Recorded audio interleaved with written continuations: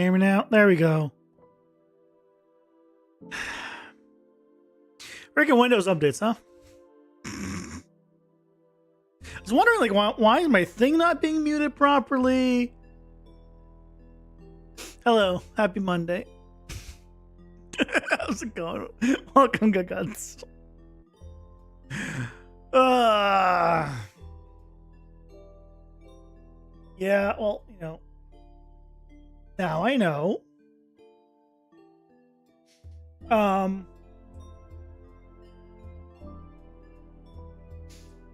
Happy Monday. Yeah, it's been apparently Windows updates has broken things. So okay, good to know. I'm going to look through all my things. Lovely. It's gonna be fine. Anyway, last week of December, sort of, not technically, but for streaming it is.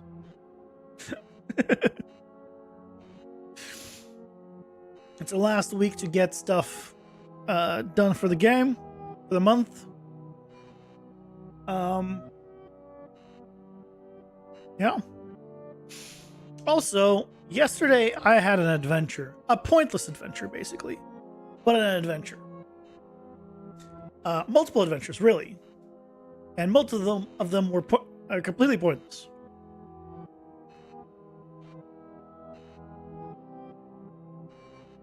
So, story time.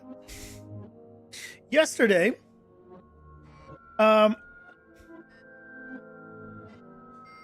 yesterday, I was like, I need to pay for my car insurance for the year. Because basically, my car insurance renews basically at the end of December. I don't remember around what time, so around like mid-December, like I go like, hey, let me renew for next year. And because it's Canada, they don't know what online means. So you have to do it in person. Pain in the ass. But I was like, oh right, I need to increase my daily spending on my debit card so I can pay off the insurance, because it's like $4,000 for the year, which is insane. For a car I do not drive. It is dead in the garage. Battery's dead. So I'm like, okay, it was like 10 something. I'm like, you know what? Let me just call the number on the back of the card. I will just call it, and then I'll just ask to raise it. It's fine. Cool. ETA for a customer service representative is 45 minutes. No, they said over 45 minutes. I wait 15 minutes. And then I was like, why don't I just go to the bank and then I'll just stay on hold. And then cool, if it goes, then it goes. If not, no, I'll go deal with it. So some of you might realize the problem with this already. Yesterday was Sunday, and if you don't know, banks aren't open on Sundays. So I walked my ass over to the bank, was greeted by a closed door, and on the way to the bank, because I had to go through an elevator, the call hung up. So I was on hold for 15 minutes and spent like 10 minutes walking to and from a bank pointlessly. So that was the start of it. So I still haven't raised the debit. Right? At this point in time, I still have not raised my debit card amount, like that I can charge, because I don't think I have enough for the day. So then I call back after like 10 minutes. I'm like, I'm almost back. I'm like, you know what? Let me just call again, and I'll go to Best Buy in the meantime, because I need to get a new laptop. And I want to get just like a cheap, like $500 laptop, basically. Like I don't need it for much. Like I'll just get a cheap one. It's fine. So I go to Best Buy. I look around and I'm on hold for a while. Eventually, cool, the hold goes through. Finally, after 30 minutes, I walk around and I'm like, they ask all the security questions to get on my account. And I'm like, hey, can I just raise it to like 4,500? They're like, your limit is 5,000. So I spent about an hour of my life on hold and otherwise for something I didn't need at all.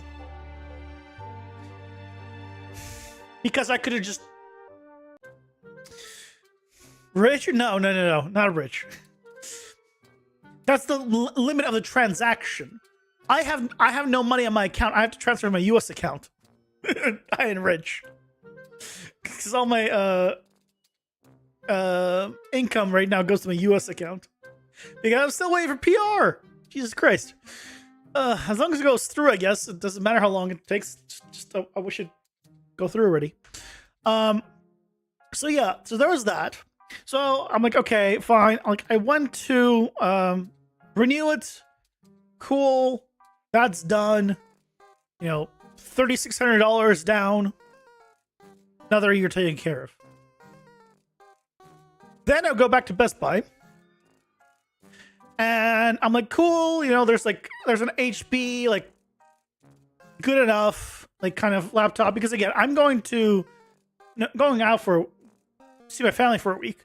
My current laptop is 7 years, it would be 7 years old in February. Holy shit, Patrol! Merry Christmas. Holy shit, my good sir.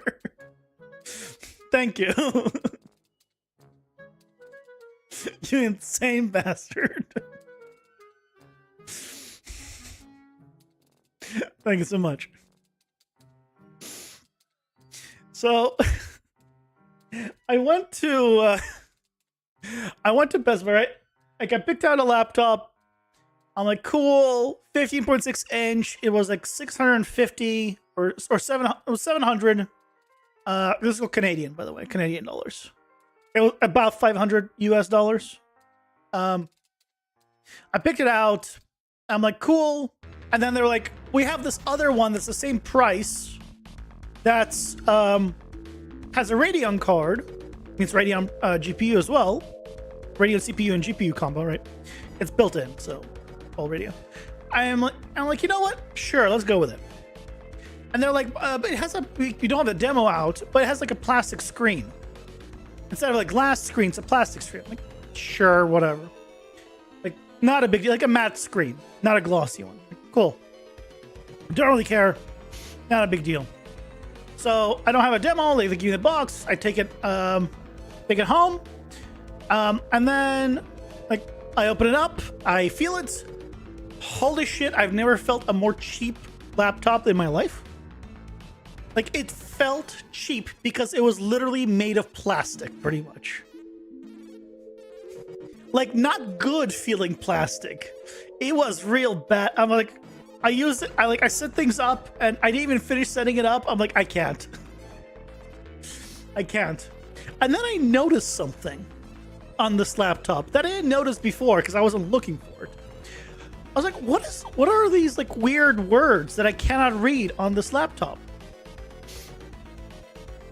It's French. I'm in Canada. It has French on the keyboard. I'm like, oh shit. I don't want French on my keyboard.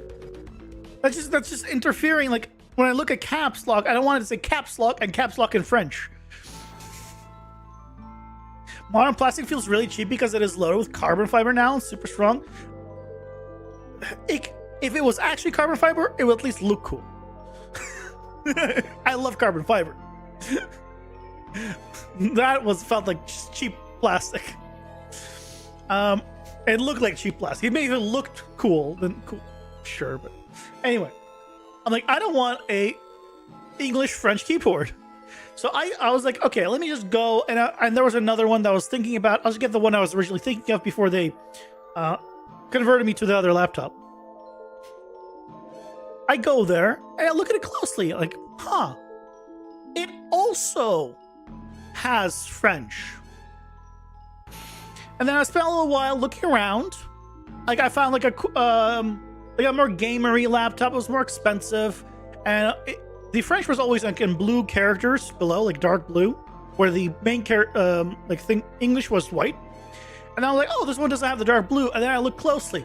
Oh, it's because it's white for French and in English. So it just looks like you have like double characters everywhere. Again, if you needed a dual language keyboard, probably great.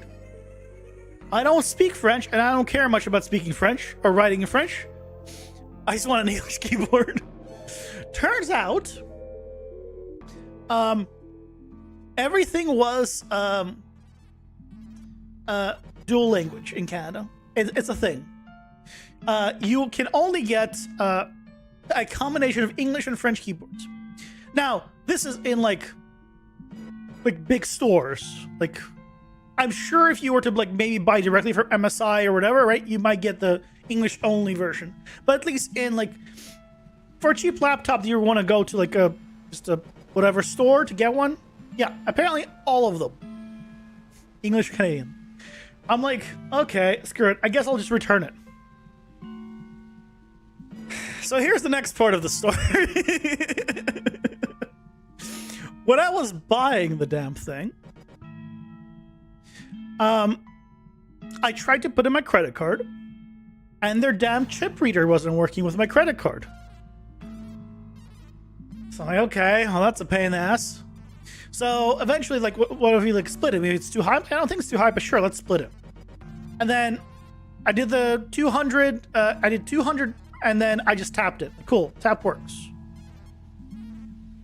And then was like, you know what? Just put the rest of my on my debit card instead, because I know it'll work. So went to 2 cards, and then into 3 transactions of 2 cards. Pain in the ass, all because their machine just wouldn't take my chip. I don't know why. But that means on the return, it was also a pain in the ass. Because I, of course, got someone that was in training. I think all of them in the customer service department were in training. I think it said their name and then in training. You French language in high school for 3 years. The only thing you learn how to say was to explain you can't speak French and ask them to please speak English. Hey, that's useful. Hey, Zizi, welcome in. How's it going? So cool. It's a quiet, shy girl, whatever. Like, I was like, I'll return it and go out, and cool, be done. So I'm like, okay, first they have to reset the laptop. I don't know why they had to do that with me there. They could have refunded me and then dealt with that. Why did I need to be there for that? I don't know. Whatever. So they took it. They started resetting it. They needed to get help for that. That took some extra time. Okay. Then eventually, like, okay, it's like, here's $200. Okay, just put in your debit card. And I do so, and everything freezes. Now, for the observant of you that might have noticed something, I said I paid with a credit card first. And they just told me to put in a debit card. Because they don't usually have multiple cards on one transaction. Even though apparently their system is completely fine with it. So by putting in a debit card, when it was asking for my credit card, I successfully locked up the entire computer. I just wouldn't even cancel it. So we had to go, leave that station, and go to another station and start from the very beginning. Through the entire process of me giving my info. I had to give my like address and contact information, or else they wouldn't do a refund, which is insane. Why do you need that? Here's the receipt. Refund me. Best Buy. I haven't shopped in Best Buy in like a decade, and I probably won't be there again in another decade. Dear God. But so basically again, but this time I was like, what is the number on the card? And they're like, okay, number is this. Okay, that is the credit. I'm gonna put the credit card in. Put the credit card in. Cool, refunded that. And then it's like, okay, now put the debit card is. Cool. Got my refund. Finally. You won't put your credit card into a computer? Only credit card terminals? Oh, really? As long as it works. But so eventually I finally got refunded. I did pick up two things. One thing that I know I didn't really need, but I needed a lesser version. I needed a outlet USB charger. They grabbed me one that was like $60 that has USB-C, A, and works as a power bank. So far, it has like it was working, and then this morning, like right now, I put my phone on it, like on my wireless charger that's plugged into it, and it doesn't detect it. So for $60, it doesn't even do a good job. I don't know why. Like I just need a basic one, $20. So I'll probably just pick up another one. I can use this one for like traveling or something. I don't know. And I picked up a wireless mouse that I'm actually going to keep because it's just a wireless mouse because I need it for the laptop. And that's why I won't be around for a decade from now. Heavy Circuit City vibes. People were saying that a decade ago. People were saying that a decade before that. Still around. Still around. But that finally, I was like done with all the. So because I got the laptop originally, went home, set it all up, like an hour or two later, then went and returned it. So effectively, I spent an hour and a hold when I didn't need to. And then I spent probably a couple of hours, no, probably more, like 2 to 3 plus hours, buying a laptop, realizing that it's not at all like what I'd want, and returning the laptop. That was my Sunday. So that is what I did yesterday.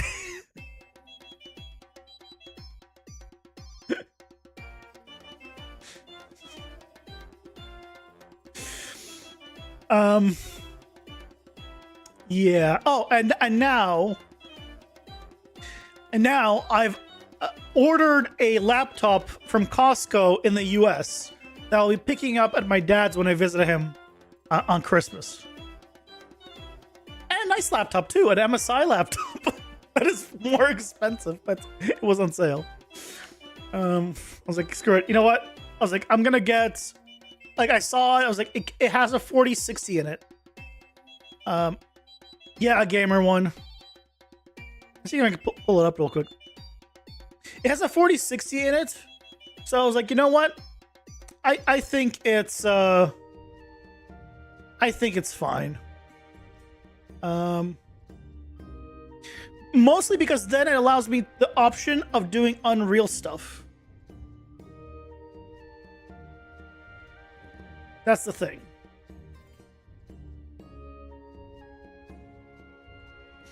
Let's see. Can I pull it up? Can I find the one? Is it there? Yeah, it's still there.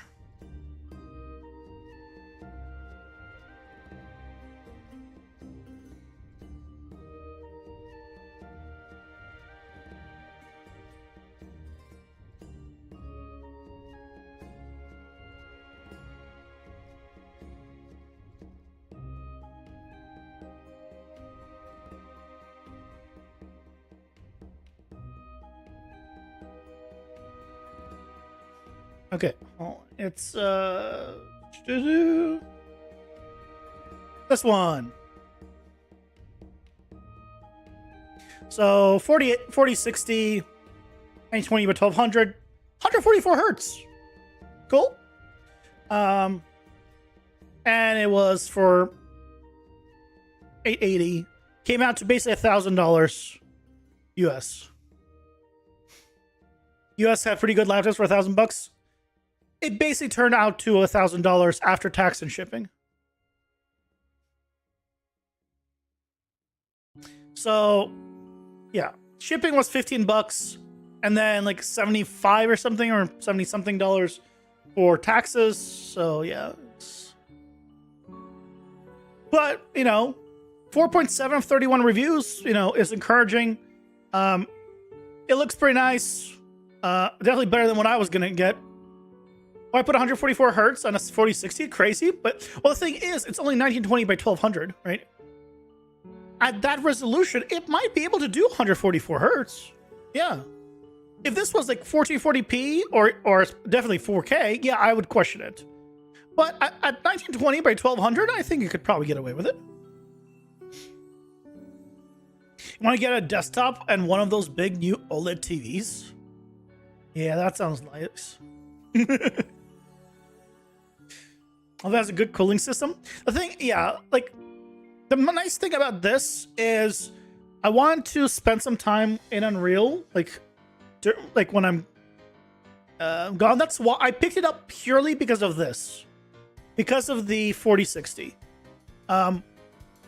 Honestly, I would have been fine with any GPU. If it could have been a 2060, I would still probably be like, oh yeah, that's better. Because the alternative was all of them were just the built-in Intel Iris X or Intel Iris. Was all the other ones. And I was like, when I saw that, I was like, you know what? It makes sense for me to fork over a little bit more, get one with an actual GPU, and I can do some Unreal on it. And the 47 much more, I didn't care. Like, I don't need this to be a powerhouse. I just want to be able to do some Unreal stuff on it. And then now I also have an option of testing my game out on a 4060 compared to a 4080. Because my main machine has a 4080. So I was like, cool. So yeah, I got that. I'm not going to get it until I actually visit the States. Now, watch me get COVID and not be able to visit the States and not be able to pick this up. That would be a super ironic. But this is what I end up getting. My original budget that I wanted to spend was like 500 to 600 US.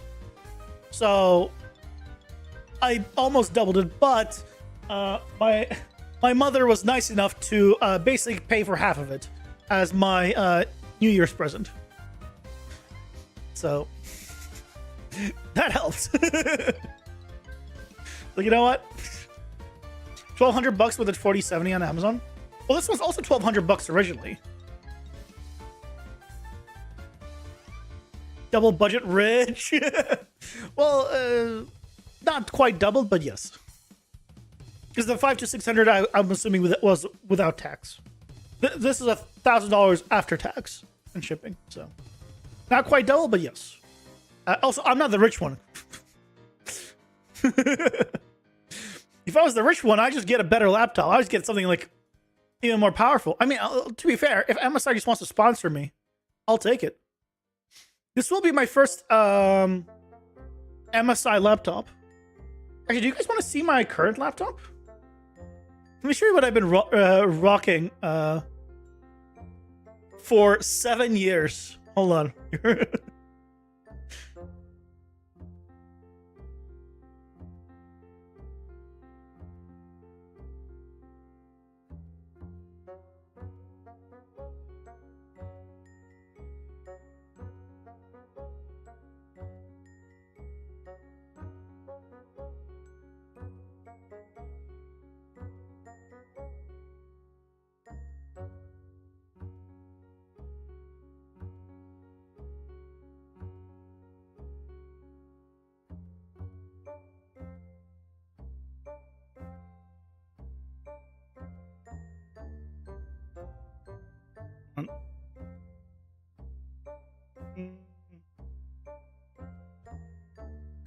I just won't open it. And I won't open it because I just don't... I don't want to show you guys anything in the actual laptop. That's what I've had.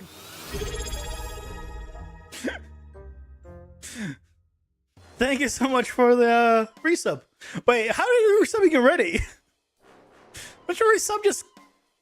Hey, a week or two? Oh, right.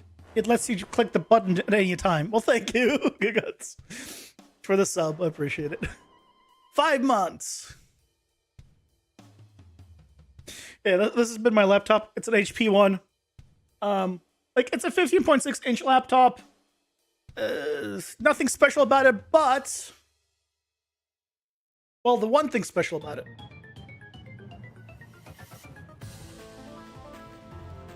I'm not showing you the other side. It's a fold. It's like a tablet one. So I got this because it also came with a stylus. I was like, oh, cool. I can do some like 3D stuff. I can like paint on it, maybe do some Photoshop on it. And that would be cool. Like I can like when I go to if I go somewhere, I need to show my portfolio. I just pull it up, and for that I showed it like a video. I have never used this as an actual like working thing ever. Have a good one, CZ. Thanks, Tom. Ever.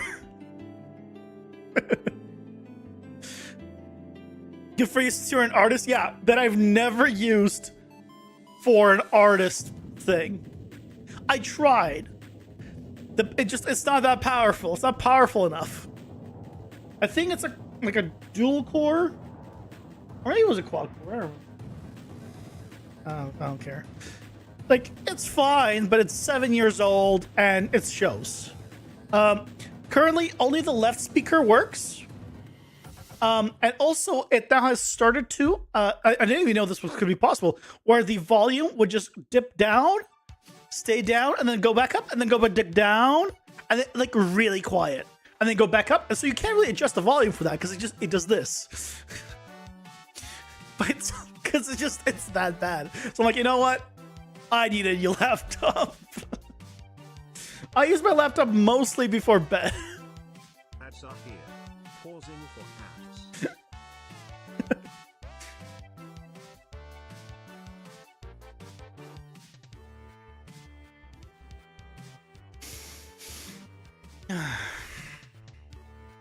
Laptop lasts hours and hours until you turn a game, then they use the GPU, then battery lasts less than an hour. The majority of the time of me using a laptop are in bed before I go to bed, watching like a video or two. Watching YouTube videos, just any YouTube videos in bed, just puts me to sleep so quickly. I don't know why. I think it's because usually, unless it's something really engaging, I typically are multitasking the video.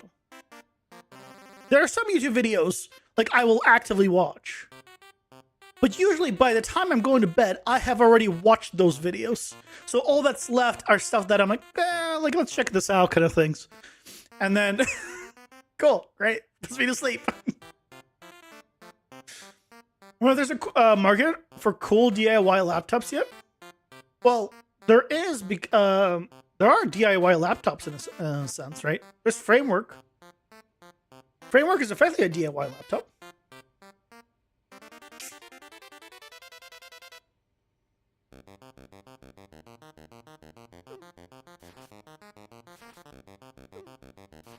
Like you can customize them. Yeah, Framework laptops are cool. They're more expensive. And for what I was going for, there was no point. But yeah. Absolutely an option.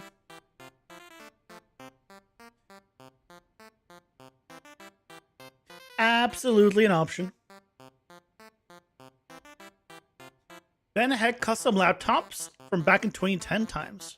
I don't know those. Hey, Malcolm, welcome in. Framework looks deep, but yeah, pricing.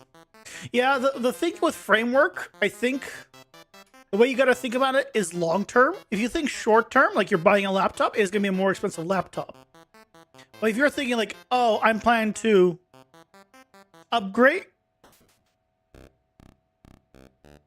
What? Why is this moving? I'm not playing ads right now. Ads are over. Okay. Framework, right? You like, okay, you were going to buy a new laptop in like, let's say 3 years time. That means an entirely new laptop, right? So then you're like, okay, what would be the cost of 2 laptops? And now all of a sudden, instead of that, you just upgrade, let's say, the GPU part of it. In which case, it's now cheaper.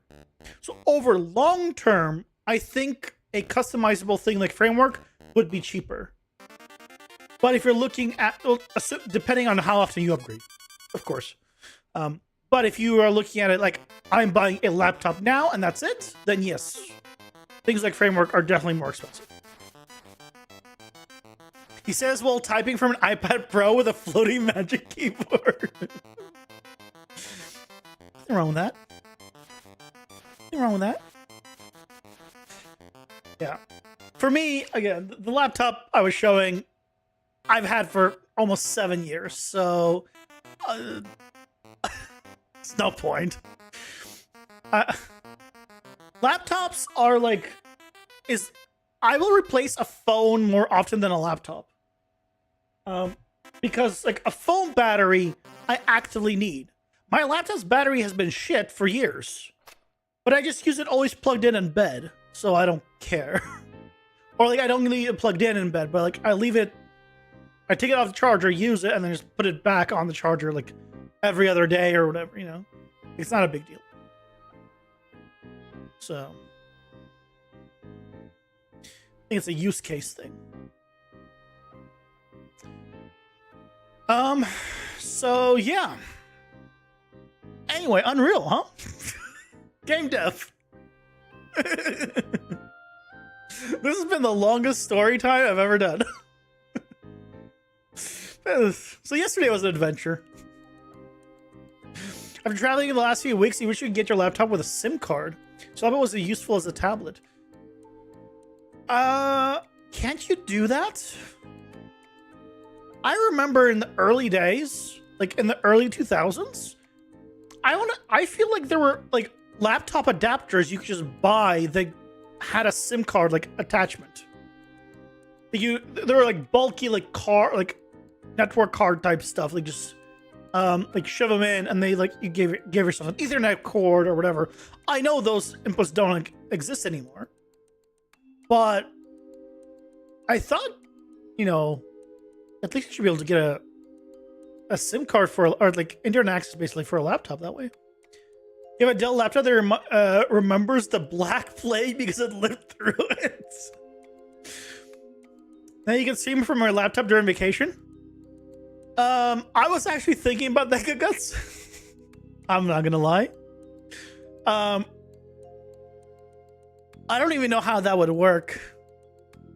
I might if I'm really bored and and there's no one disturbing me, I might try it just to see like if it works. But I promise nothing. PC MIA cards replaced by USB. Ah, okay, so they still exist, but they're just USB now. Makes sense. Makes sense.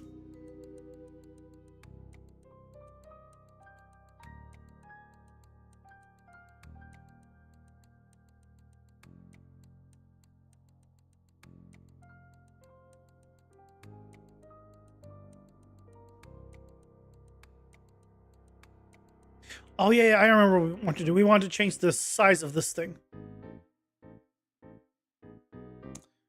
Before I did this. So the plan for today, by the way, is I wanted to change the settings for this so we get more performance. That doesn't have us do very much to fix this, thankfully. And I wanted to start making our first like big area and maybe like a main like plaza area in the center. I don't know, figure out something. If I have something to even do it with, we'll find out.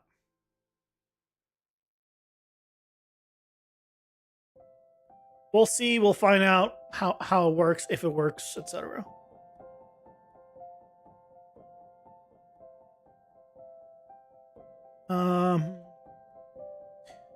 This is going to be I guess an 8-way. 8-way. Or yes, this is a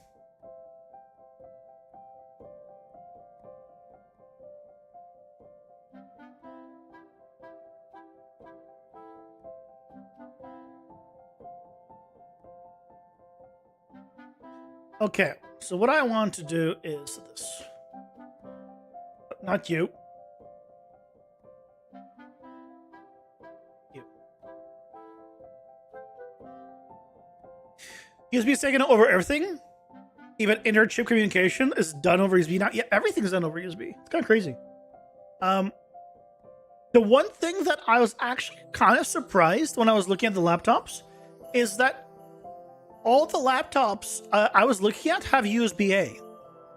Now, I say surprised because over the past, I don't know, half a decade, more, the amount of times I've heard people, like Apple people, complain about them only having USB-C was so damn high that I was like assuming like that's a thing that's normal.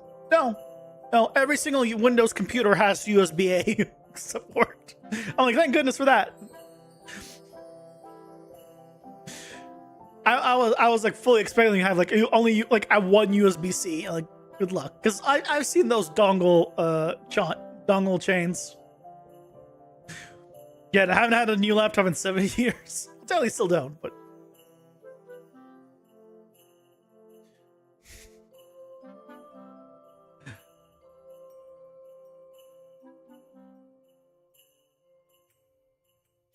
So it was a pleasant surprise. The game Return to Moria is terrible, but it does have generative dungeons. Well, sucks that it's terrible.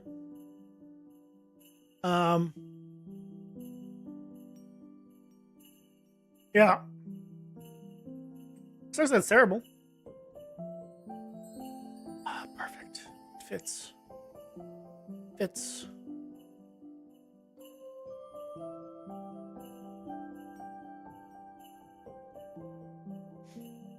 Free games you can come. Oh, if it's free, it might as well be considered amazing. Yeah, if it's free, like I can't ever complain about a free game.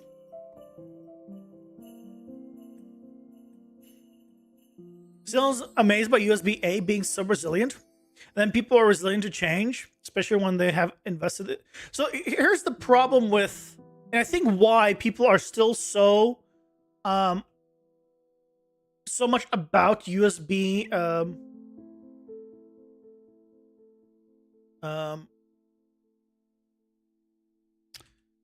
USB-A over C.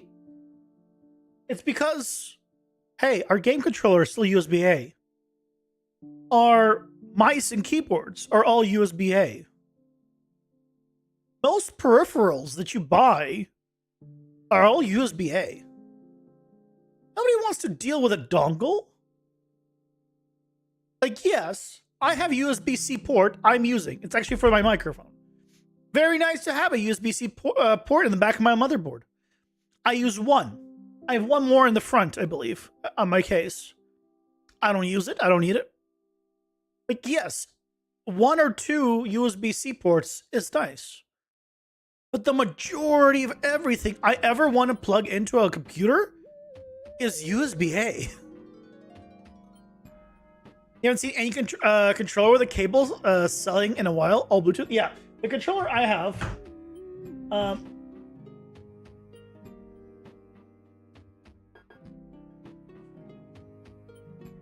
this guy... This Xbox controller... is the one that comes with the original Oculus Rift. The first like official generation that they released with Oculus Rift. That's the controller I have. I have never bought an Xbox controller. Like by itself. This is the same one. It was actually you're gonna think this is gross as hell. And I agree. I never changed the batteries on this in years. Because why? I didn't care. Like, in most of the years I've ever had it, I've only had it once, and then when the batteries died, I didn't have the batteries to replace it, so I just kept it charged. It got... I mean, it's gonna be hard to tell. Yeah. Anyway, it got like corroded basically by the battery in here, where it was like crusty on the outside of the cap. I've removed it. I've cleaned it up. Like, it's not clean, but it's cleaner. I was looking at it. I was like, oh, that's, like, hey, I probably should clean my controller finally, kind of thing. Like, maybe like some stuff good, like, dirty hands got crud in there. No, when I opened it up, no, that was a battery. I was like, the batteries having issues because, again, I think I never replaced the batteries in this thing. Probably ever, or maybe once I've replaced the batteries in this. So, but I've been using it since then. And like, yeah, I use it with a cable, but like, cool. Like, I don't mind. Like, it works. Why would I? The thing is, I've actually never had good Bluetooth with a computer. My phone is connected via Bluetooth. And the amount of times it disconnects, like with the phone link stuff on Windows, is so high. Unless it's like right next to the computer. If it's like here, like 3 feet away, it's like, what is Bluetooth? I don't know what this is. So I'm reluctant to use Bluetooth unless it comes with its own Bluetooth dongle. And I don't think they come with Bluetooth dongles these days for some reason. I have a feeling.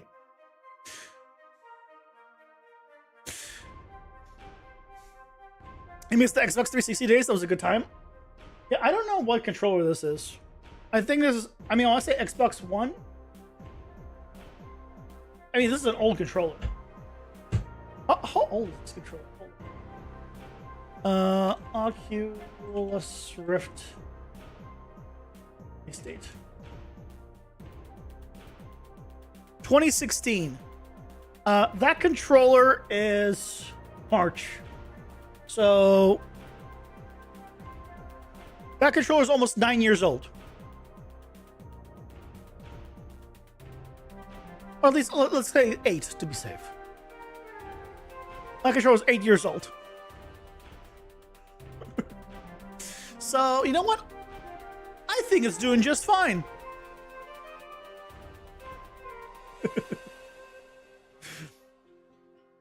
You ever understood why Microsoft didn't integrate the Kinect controller right into the controller?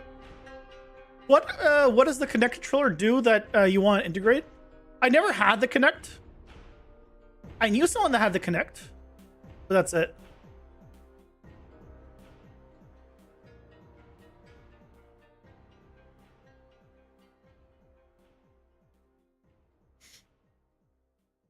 Power button on your PC is corroded? Not an external power button for the PC now? Only things with gamer RGB in the room. Do you not power off your computer? You know what? It's crazy. I was there's the new Mac Mini that came out, right? And the whole power button on the bottom, and their whole thing is like, well, when you have a Mac Mini, you don't need to turn it off. Is there a Richard one that owns an Apple product? Why do you think I turn off my computer at night? Do you think it's because, I think it's good for the PC? No, that's not why I turn off my PC at night. I turn it off because that shit eats electricity. And heats up my room. I don't want that running at night. I'm not made of money. That's why I need to always turn off my PC every single night. Because I don't want to pay for the electricity when I'm not using the damn thing. Like if I'm leaving on like during the day, I'm like, I'll leave it on. If it's like, a few hours, like whatever. Can't be bothered turning it back on. But like overnight, especially, I'm turning that shit off.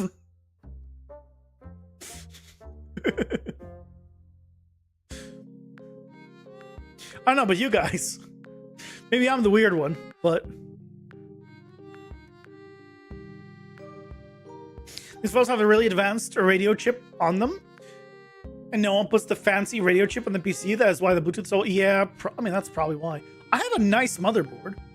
I had I think the top of the line Asus motherboard, because when I was getting the PC, they made a mistake, and that was their like, oh sorry, we'll get you this upgrade, free motherboard upgrade, as compensation. I'm like, okay.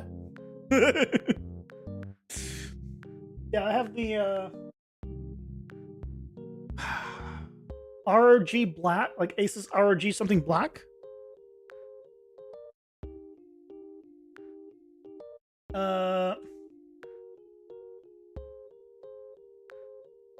Or Dark Hero? Is Dark Hero?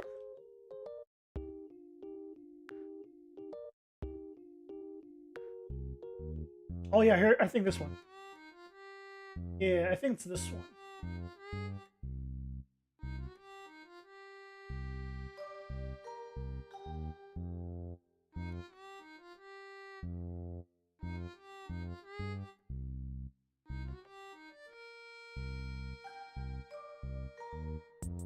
Yeah, for reference, this is about a $700 motherboard that I got as basically a free upgrade.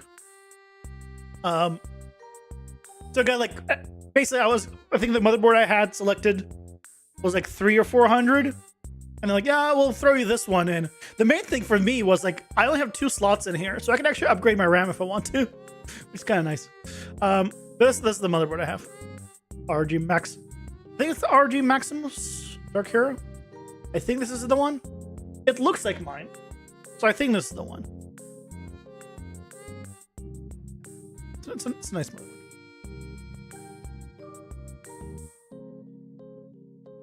Up to 192 gigs. I have 64. I like this. AI cooling too. One-click fan tuning. AI overclocking. I didn't touch any of this.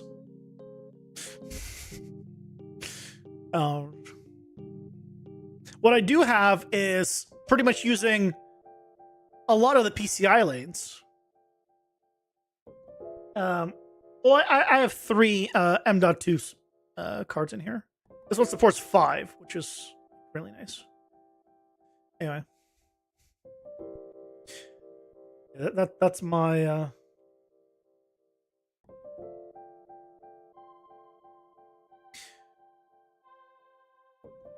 that's my motherboard. One downside to the case right now is 2 of the LED strips are dead. Or at least no longer working. I don't know which. The IQ software is garbage. I transitioned to Corsair after I realized Razer was garbage. Corsair is not much better in their software. Dear God, I've had so many issues with it. Why can't I just have the stuff save on my hardware? Just put a little chip in there, have it save to the hardware, and just be done and never touch it again. Nope. Just today, I logged in, and I'm like, oh, great. My mouse does not remember any of its button configurations for some reason now. Gotta reassign them. Why?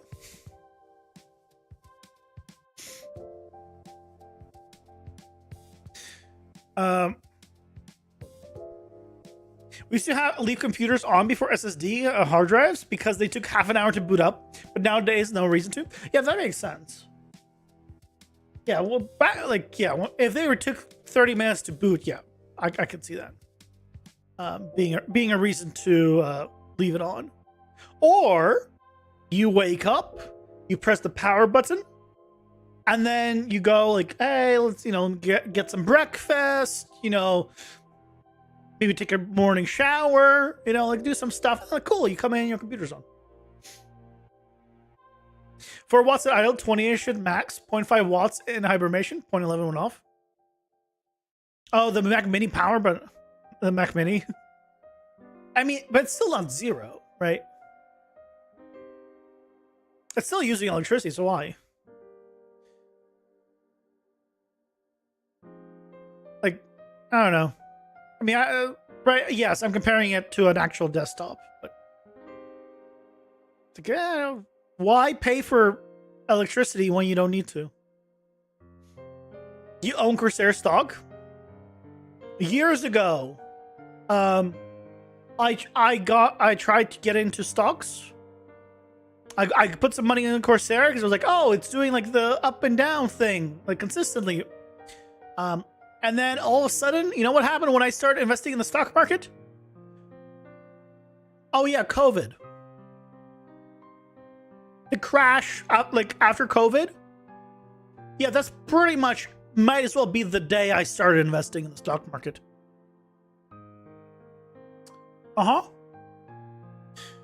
Yeah. So that was my experience.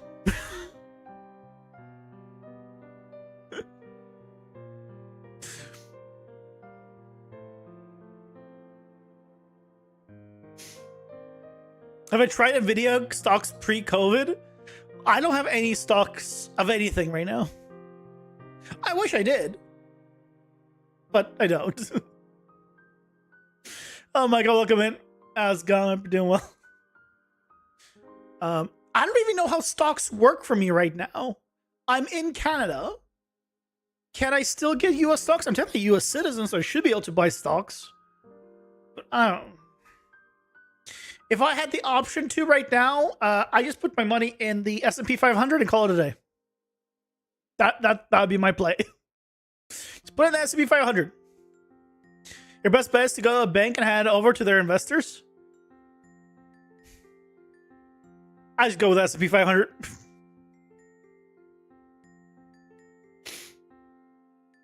That'd be my plan.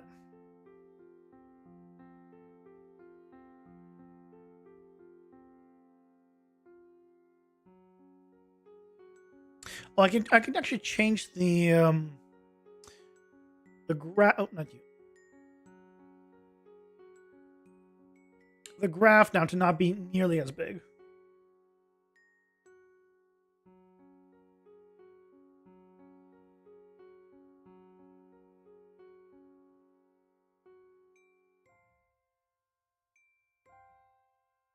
Yay, it builds so much faster now.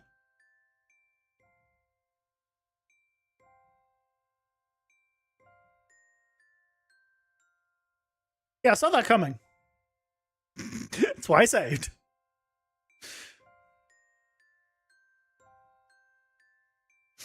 Makes it really good at investing against inflation?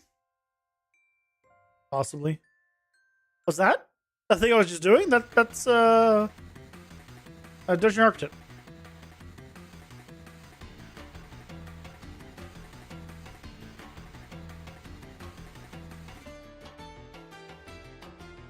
If inflation ever goes away, you'll have to figure out what to do with your portfolio next. Inflation will never go away, right? Because the world works on inflation. It's supposed to, I think, the U.S. I don't know if this is a worldwide thing. At least in the U.S., they want a 2% inflation year over year, or something like that. I don't know if that's a correct numbers or not, but I just want to know what happens when when there's trillionaires. Are we gonna like do something about the dollar amount then? What about quadrillionaires? At what point does a country say, okay, let's change the currency, or like let's divide by 100 kind of thing? Like, at what point does that happen? Because like in Japan, every dollar is like what 130, 140 yen. So, like, they're already working in millions for things, billions for other things. Like, at what point do you say, okay, you know what? We're gonna keep it, but let's introduce maybe a new currency, or let's like make it so everything's somehow like divided by 100, kind of thing. Like, let's just reset it like a bit or like more, because no one, as far as I know, no one really does in Japan like less than 100 yen, really. It's just they don't have pennies. That's why it's times 100. Really, right? It's just it's all cents, you can call it. So I don't know. I'm just curious. Like, at what point will a country decide to change that?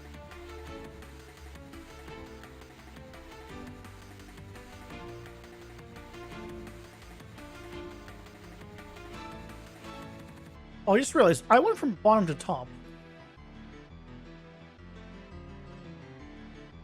Why did I go from bottom to top? Why was that possible? Hold on. Wait. Why? I should not be the way it is. Why do I have an up arrow?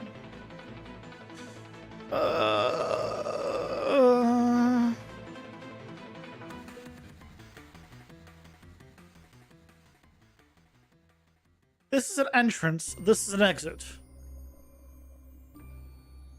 Why is it? Oh! Right. So, I forgot that these damn things, you can't bulk edit them. You have to edit them one at a time. That's why. So now, you'll always go from the top floor to the bottom floor. So you'll always be moving down. At least in this scenario. The only reason I do that is so that way you have to go basically from the top. You'll never go like sideways only on the bottom or sideways only on the top. That's what I want to avoid. Because then you might go like in here, go down, like, oh, well, it's dead end. There's nothing here. So you go back up.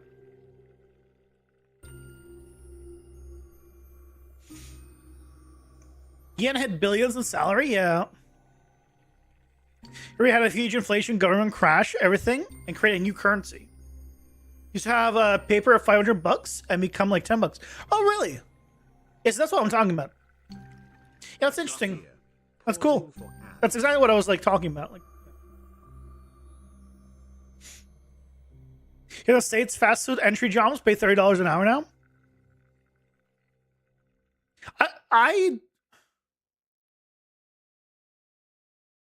I think the fast food thing should be relative to where you live, though.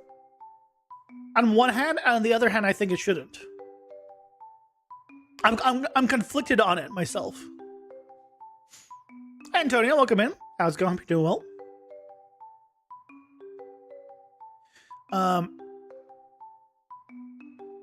Because right, like living in California, considerably more expensive than living in Kansas or in Ohio, right? But then the cost of living is right significantly less in Ohio than Kansas, than in California. So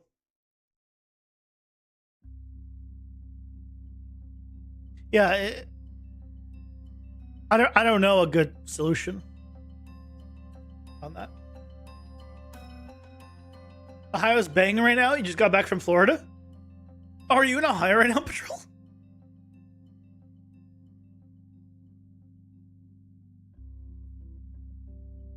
Whole new appreciation for Ohio? Really? I was I don't know why Ohio gets a bad rap by everyone, including people in Ohio. I remember I was oh, it's 5 seconds left of that, so I'll tell it after. I was watching Trash Taste. They did a whole tour of the US. I've never been to anyone's concert or tour or anything like that. That involves me going outside. We know that I don't do that.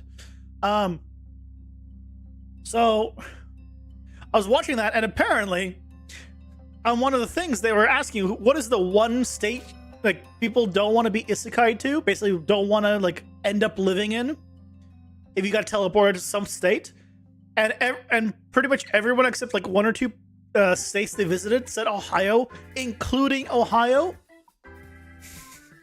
which I find funny. I don't know why. I have friends that were living in Ohio. They also agree about Ohio. So it's not like it's a, everyone's disagreeing. It's like it's a conspiracy. Like everyone's in agreement about Ohio. The question is, what makes Ohio the special one compared to like anywhere else? Like in the middle of the US there. I'm just curious. But I don't got a solution or an answer for that one.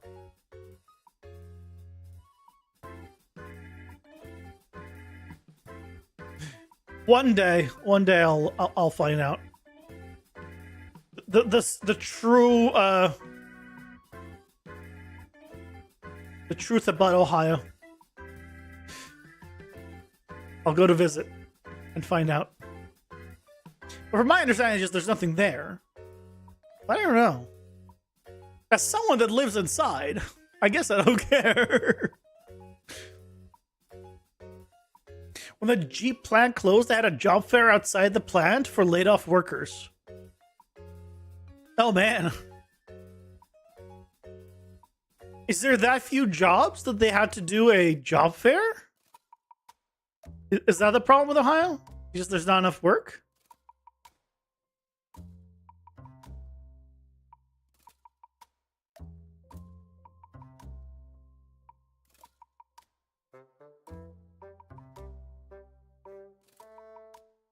No, everyone is hiring in Ohio. What's the problem? You'll go to Ohio? Do it. Guts. Do it. Go to Ohio. Tell us all how Ohio really is. We gotta know.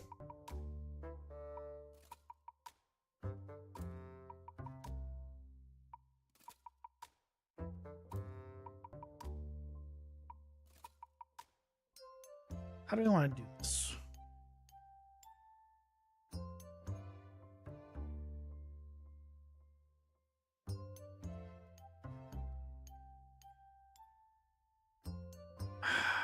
Of course, it doesn't match up exactly.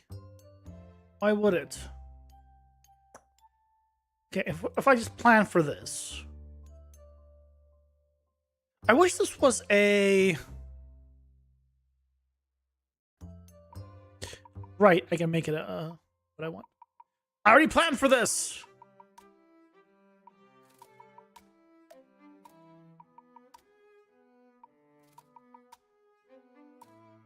I did one of these.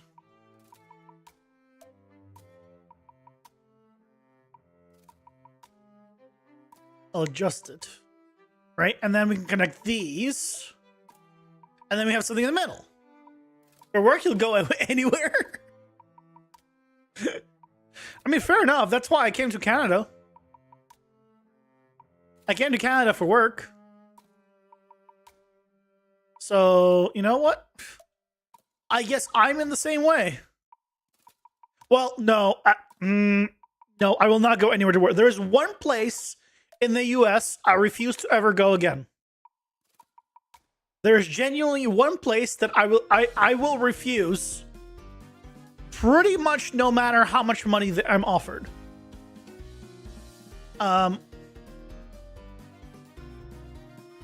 It's not Ohio. I know you might think it's Ohio, but it's not Ohio.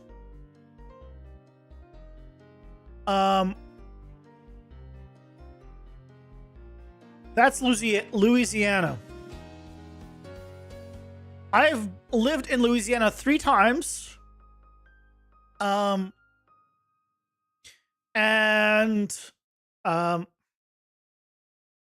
last time I was there, I left and swore to never return. Basically. So, yeah.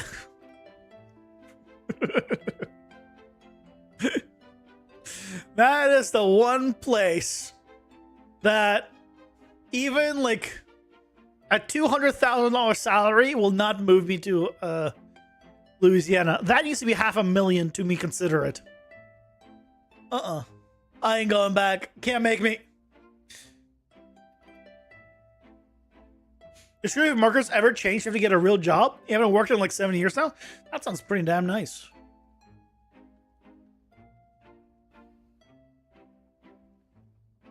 You got robbed by a lady of the night in New Orleans once? Oh no. I lived in New Orleans. That was the first time I went to Louisiana. That's where I lived. I lived in New Orleans. Yeah, I went right after graduating college. I went to work at a studio in New Orleans. This was literally the day after graduation. I got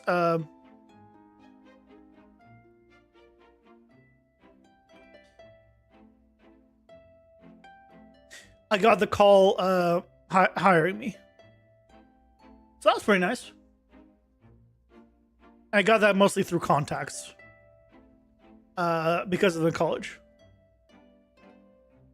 One of the contacts was just asking the one of the people that was actually that I worked on back then. This was for I worked on 21 Jump Street at that time.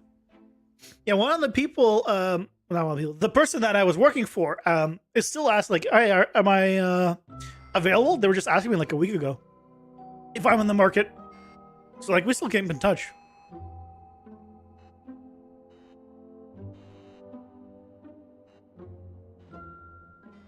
So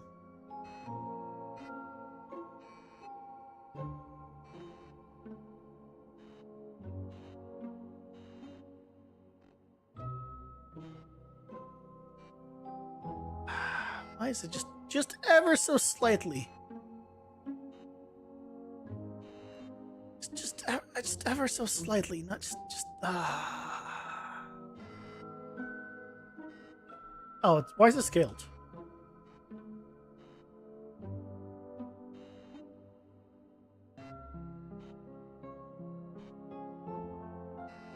All right, because this one's like a weird length.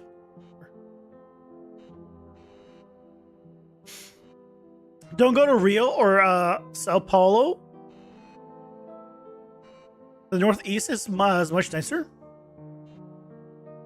I mean, I'll be honest, the guts. I currently have no plans to visit Brazil. Unlike Pirate Software, I have no plans. So you'll have to make do with patrol. Oh yeah, I know. You have to make do with patrol visiting. So my mom is actually, I don't know if I mentioned it on stream. My mom is actually thinking of going to Japan for like a week and a half. They're going to Australia to visit some family there. And they're like, she's thinking like then making a detour and going to Japan for like a week and a half or something. She's still considering it.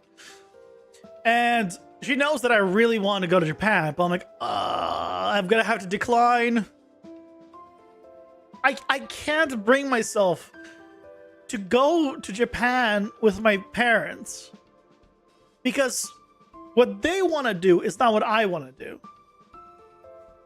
And they want to go and they are planning to have a guide that just takes them everywhere and drives them everywhere.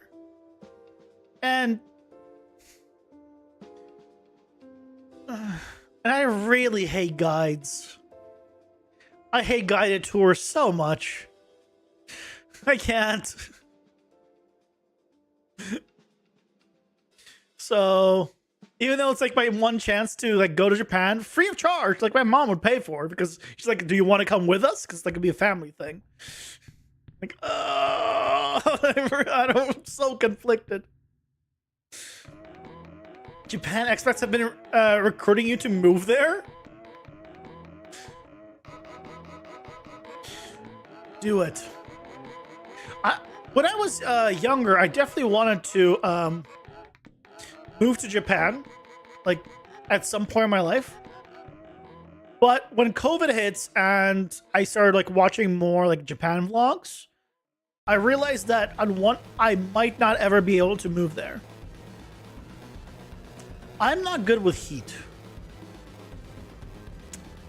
Those are brutal summers. I don't do heat well.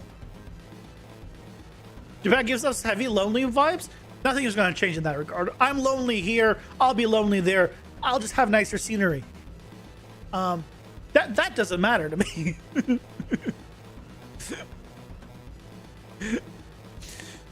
But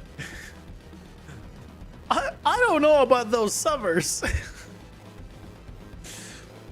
The cold, like, cool. I like winter. Winter's nice. But I don't like the summer part.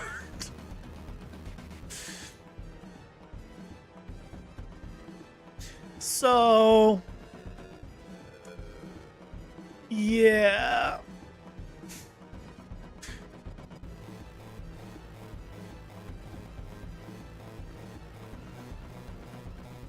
Maybe at one point or another, I you know, I go,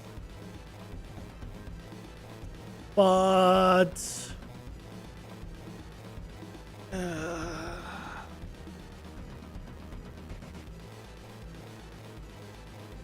it wouldn't be easy. Put it that way.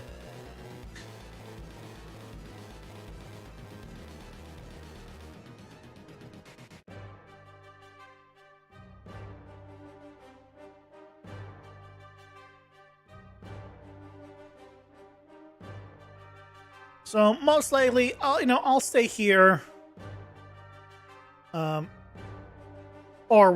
in the U.S. wherever I end up, and just be content with it. Somewhere where it's not so hot in the summer.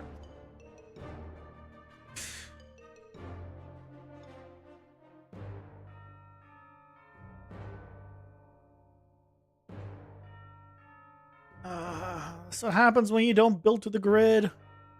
Okay, guys, here's a note of advice. When you build modular pieces to assemble together, you want to build to the grid. Okay? For Unreal, I'm sure you do this for other things as well. But at least in Unreal and most other places that I use, you build to the grid. So that way you build things that you're expecting this to be snapped like in 50 unit increments, like for example. You expect it to be snapped in like however many increments.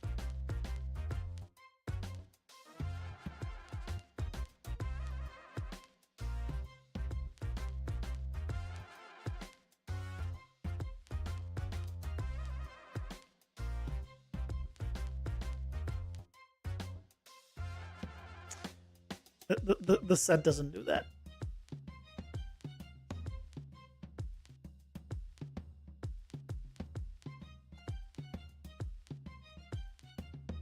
Okay.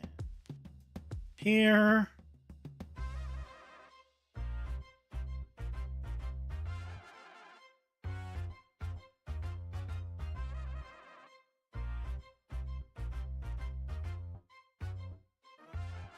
I don't know what I'm going to be putting in these locations. If I am going to be like, I want to put maybe like a park or something here, like in the middle. I think that'd be nice.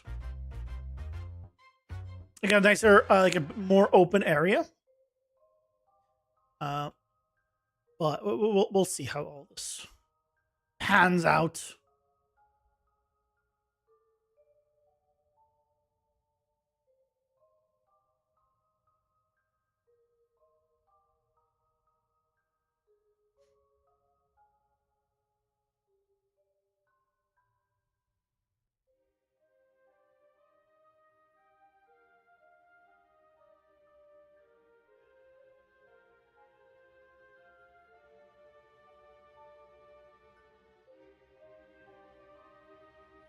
Okay.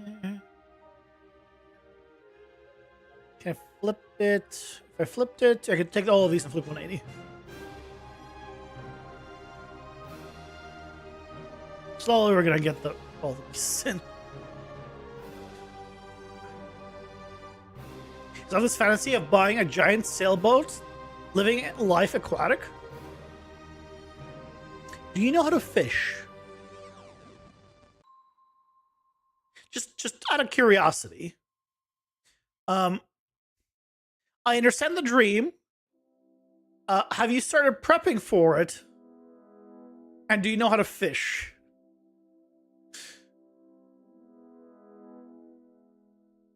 Oh no, you have so much fear of the sea.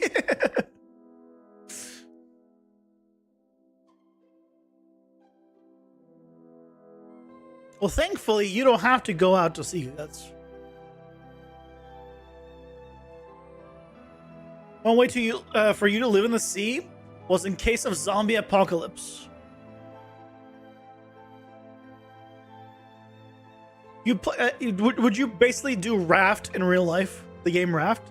You love fishing, but I always feel really bad about reaping the fish. I can understand that. I can understand that. I can never do fishing. You'd rather die. But what if there's a zombie apocalypse? You just said in case of zombie apocalypse you consider it. Or you do it. Well, imagine there's a zombie apocalypse. Hey Casey, welcome in. How's it going? Hope you're doing well. Yeah, you won't feel bad when you're hungry.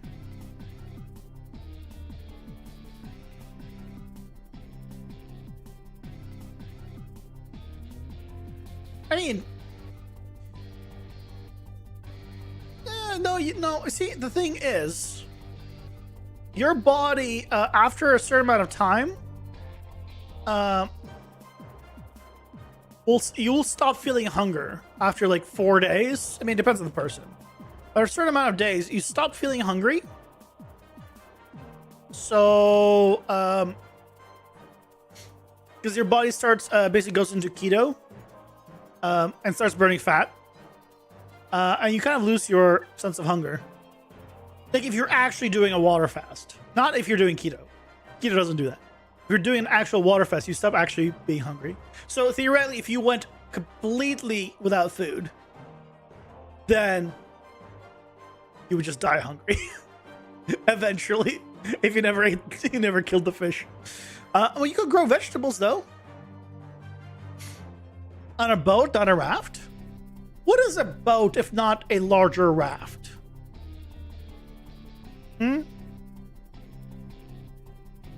A boat is just a raft. Really? You think about it. Bad, you totally butcher animals, just didn't like killing things? Yeah. Yeah, I get that.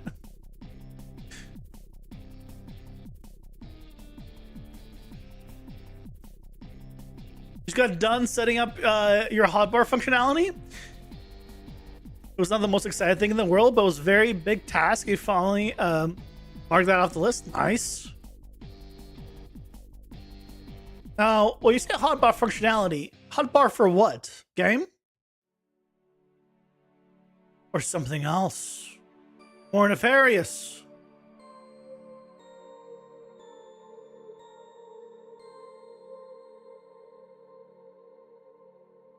Time to watch someone else death for a while. Oh, you mean your game? Yeah, that makes more sense. Yeah, that makes more sense.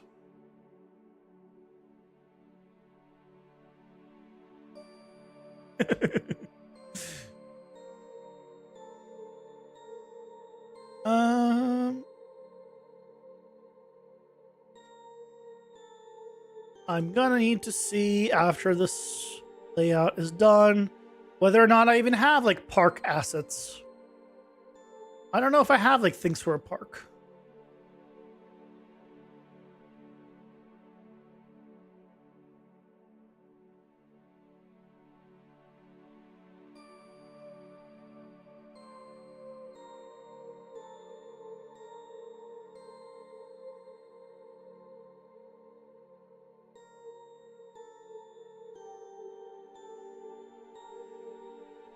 Probably have a pack of something.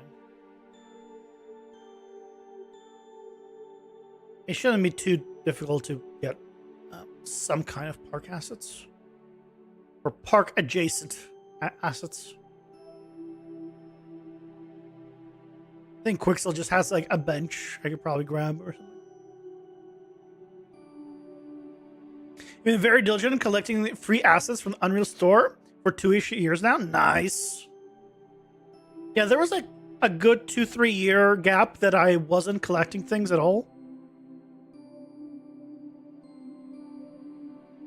But for a good chunk of the time, I obviously early on I don't think I was collecting it always either.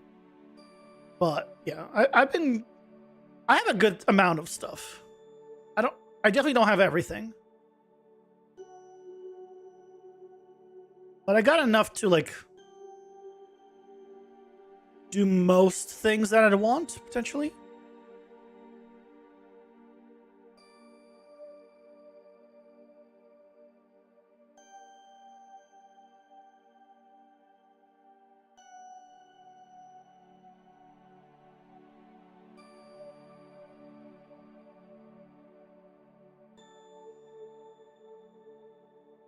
I wish this was even on both sides, but it's not.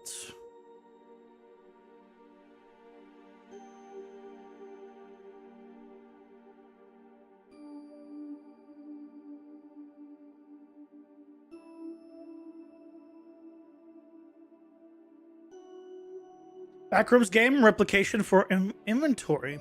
They can now pick up, swap items, store items, and finally consume them with a hotbar. Your brain hurts. You loathe inventory? I mean, effectively, we have an inventory in our game, right? Because we have the deck builder, and you can collect cards. It's just not a slot-based inventory. I don't know. I had fun with it. I find inventory is kind of fun to me. It's not a simple thing, that's for sure.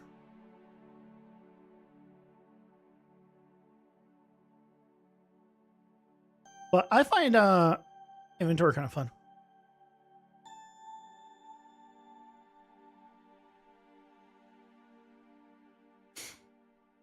Like the games that make inventory its own minigame? So what? When you open your inventory, you have to solve a puzzle, or you don't get access to it. What if you had to solve a captcha every time you had to open your inventory? Technically, it could be like a game. Working with arrays have been an experience. How so? Is your inventory not using? I mean, I guess the array of structs still. Are you using structs?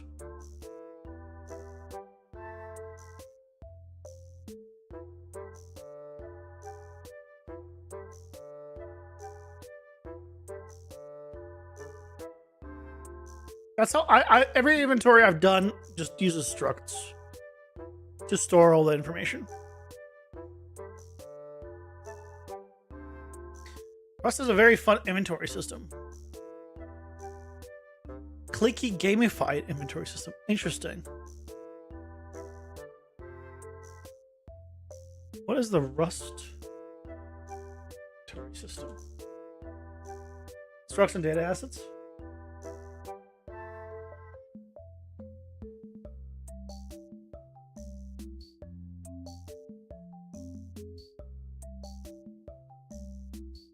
That's it? Inventory is one of those things that I can never like just decide on. Like, how should it look? Because you can make things like in so many different ways for an inventory. Right? There's just so many ways you can do it. And they'll all work. The functionality will all be the same, but visually they'll be different. That's it.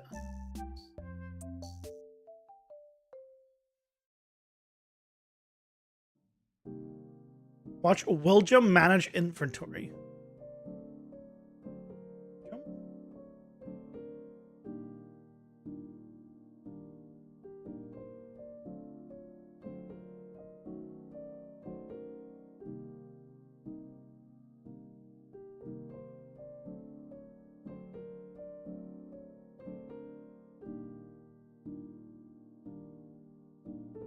I don't think there's just a video of him doing anything with the inventory.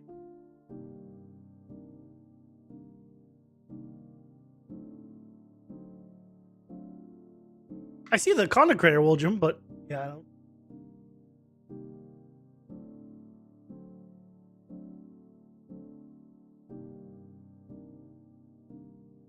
The biggest hurdle is yet to come, the save system. Saving is not that difficult in Unreal, though. Or are you trying to do something like super fancy or special? Because saving in itself is not. You know, check if they have a save slot. If they don't, you create it, and if they do, you just save and load to it.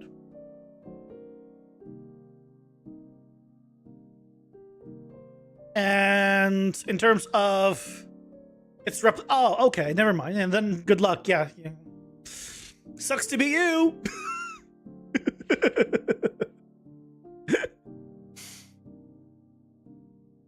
Then I can't help you even a little bit.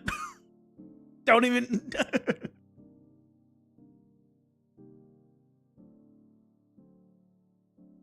Yeah, things are so great in single player land. See, what do you want to add? Oh yeah, just add it. Call a day. It's saving everything perfectly, but loading the same inventory to everyone.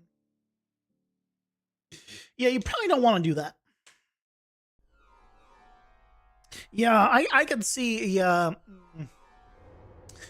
replication and multiplayer. Yeah, I can see that being quite the pain.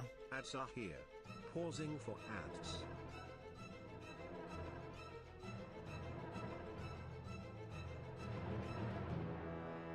I'm putting this last thing in. Oh wait, putting this last thing in. I know the ads are going. I just want the last thing to be in. There. Okay. Got it. Got the shape. Now tile it.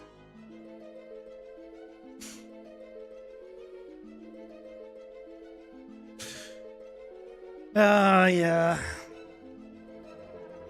I'm not even considering ever going multiplayer, at least with this game. It's yeah. Like, it'd be cool, but only if I had like actual like multiplayer knowledge would I like actually consider going multiplayer. Maybe like once I'm done with this game, when it flops and doesn't sell anything, I'll move on to the next game and it'll be a multiplayer game.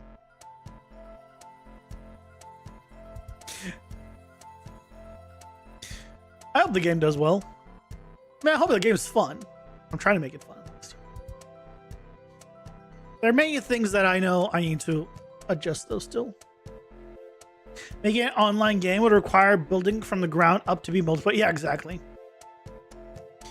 Yep. That's why I wasn't even considered doing it for this game. Like I wouldn't want to just add a multiplayer thing for the sake of having multiplayer. Like if I wanted to do a multiplayer game, I'd want to like do it with like the core mechanic being multiplayer or split screen or like some kind of, right? Like I'd want that to be like a core mechanic where you'd want to play multiplayer, or I wouldn't say you have to play multiplayer, but like that'd be like the ideal way to play.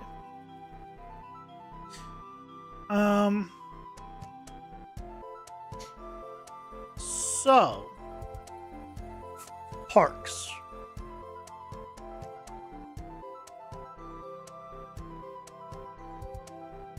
Yep. I'm going here because I don't know if it's gonna. Yeah, it's asking me to log in. Hold on. Let me log in.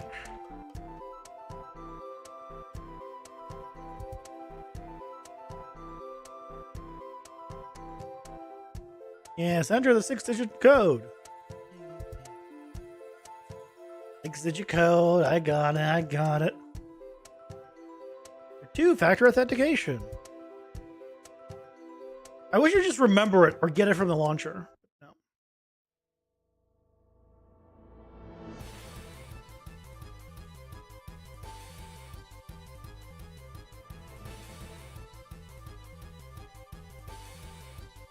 Oh, let me also check. Do I need to log into Fab while I'm here? No, I'm already logged in. Okay.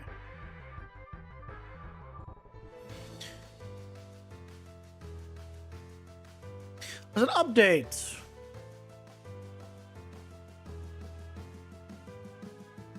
Park.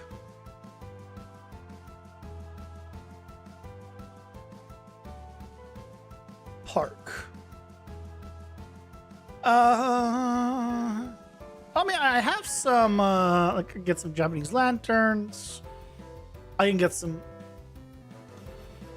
like, I can make a bridge. Can't really do much else. Okay.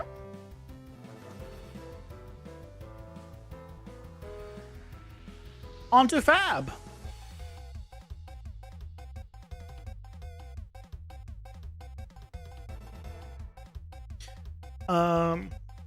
Park. What part of this is called is a park? Industry props pack 6. What part of this has park in it? Zombies, gray park. Procedural vehicles, gray park. Forest animals pack. Wonderful pack.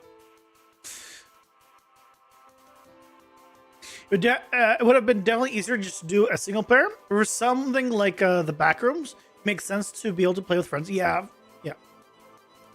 You've been kicking yourself for that decision daily.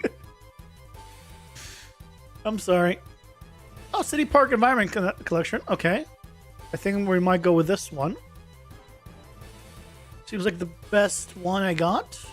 There's a stylized one, but this is like a low poly one. The only park here is this. Looks like a park. That's a... Looks like a park to me.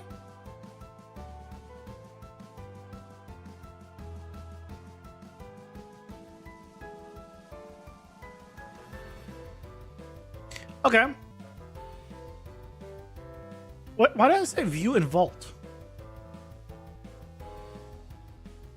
Why don't I have this add to project? Oh, is this one of those where it's a standalone project? We have to make a...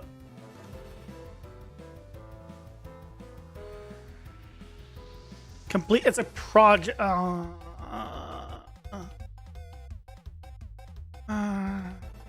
basically you have to download the entire project and then migrate the project because of course you do.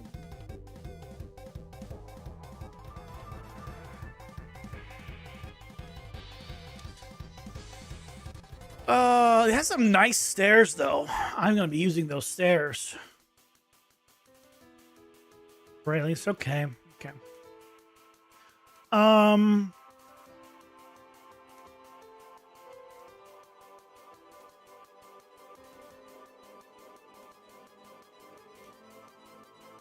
Park.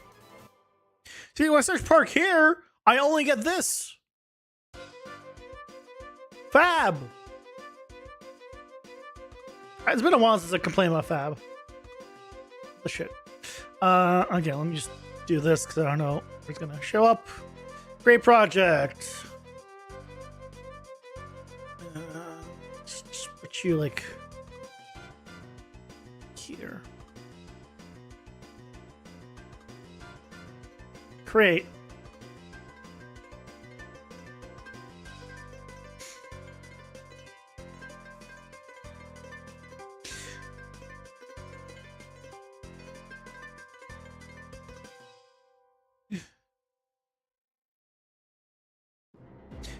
Yeah, I'm really hoping that by the time the New Year's comes, I'll have a good solution to the camera problem. That's my goal over my break. Is to figure out a solution to that. You need to eat a ham in grocery shop since you returned from Florida? Well, time to order some DoorDash or Grubhub, or just go outside and just go to pick up some McDonald's.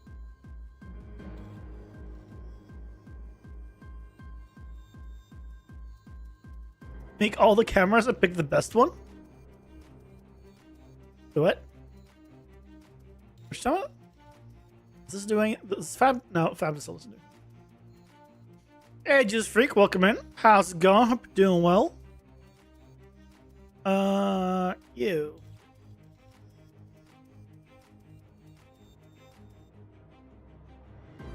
Have you hit the refresh button on the Fab library?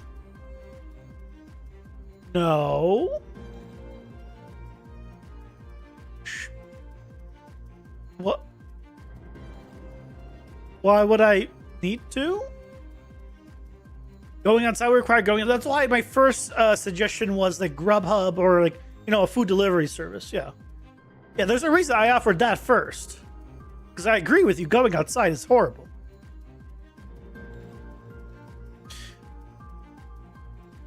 No one wants to go outside. I want to stay inside, but yeah, I literally have a grocery store around the corner, so I just go there to get food whenever I need it.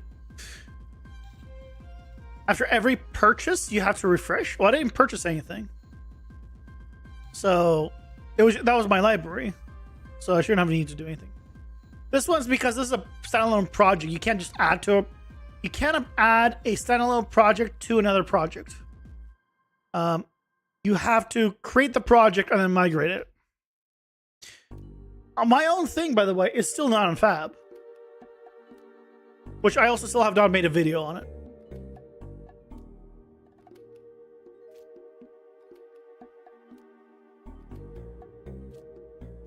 And look, other people have made light managers now. What is this? Someone else made something called a light manager. Stealing my name.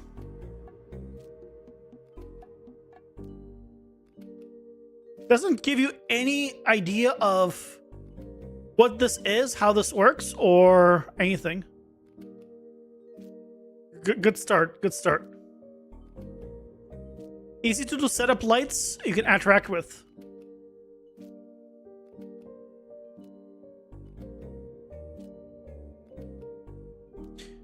No idea. Yeah, this is mine. I have an add to. Hold on. I have an add to. Have they finally fixed it? I can add my own thing to my project. Hold on. Hold on. Is it in my library now?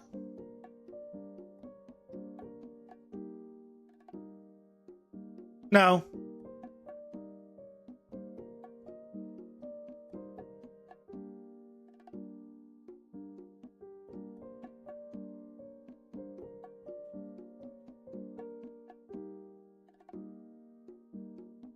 No, my own thing is not in my library.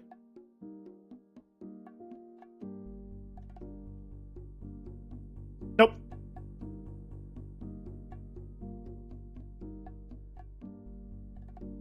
Basically just a blueprint. That's probably what he has. Yeah, my thing, for those of you that don't know,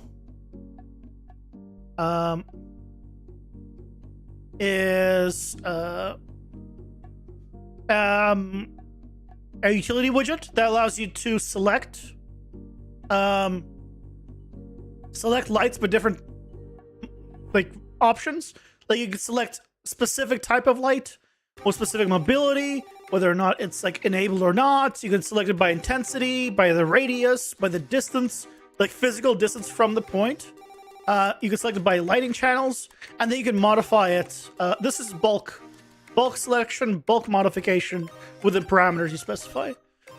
So if you want to, you can select a spotlight, all spotlights that are stationary in your level, or you can select spotlight stationary that are like within 1,000 units of the square you selected. And then you can select max, and then like it'll select them. And then you can just change the color on them and whatnot. Yeah, it's right here. I have it here.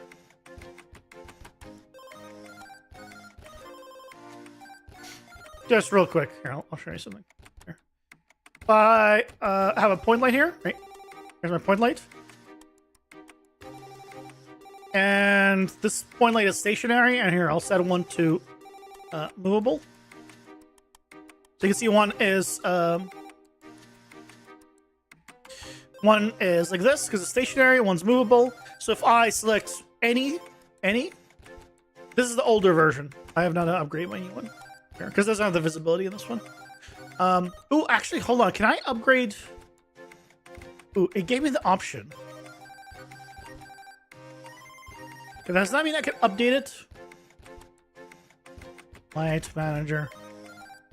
If I can at least update it, add to project. At least I can update my own thing. Hallelujah.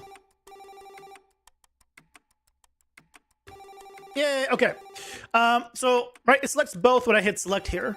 But if I want to, I can just select the stationary one, and it'll just select the stationary ones. But it's selecting everything. In the outliner here, you can see it selected the point light. That's stationary because the other ones are movable. If I select stationary and movable on any light, it now selects the directional and skylight and both spotlights because they're either stationary or movable and any light. But I can do like only select the directional of this type, right? And then I can do select only the spotlights of any kind. And the spotlights, point lights. All right, now we have those. And then I can change, I can set the colors. And be like, okay, make it like this color. And it just adjusted the color. So it's hard to tell because you can see right there. Set, you know. And then I can take, like, I can change the mobility, I can change the intensity. Like, I can be like, hey, multiply the intensity by 10. Divide the intensity by 10, just add 10 intensity, subtract, you know.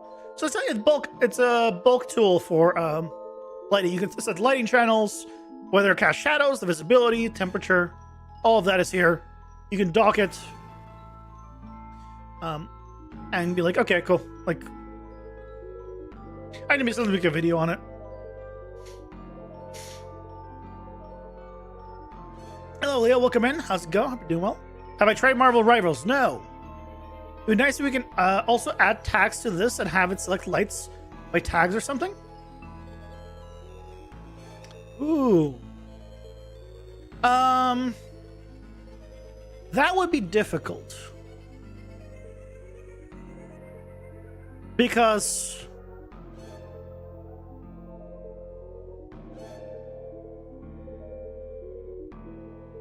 yeah, you it could be done. It would be a complicated thing to do, but I could do it.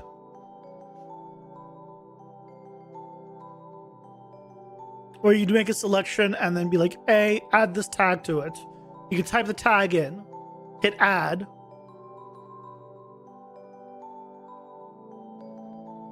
Yeah. And then you can have a...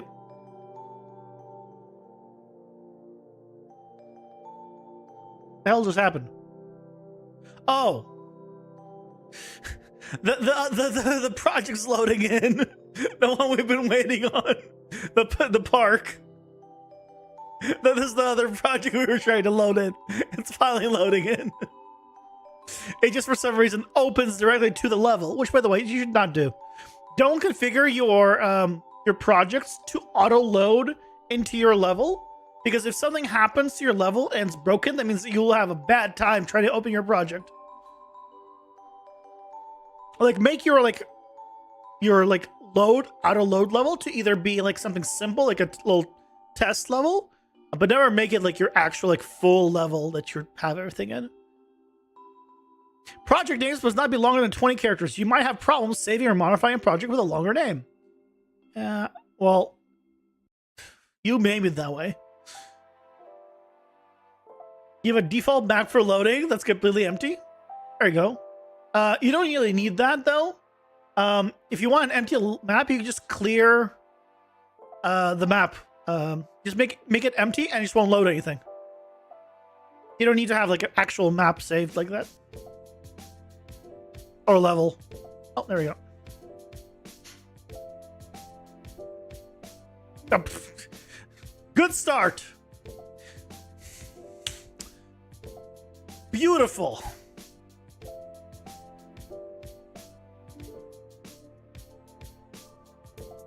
And close this. Let's just close the other one. Let's just wait for it to load. Might be too much for the computer. I don't know. Let's try again.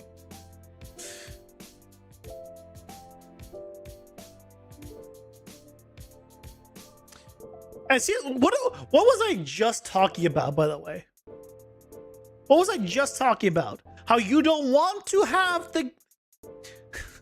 the project auto load into a big level.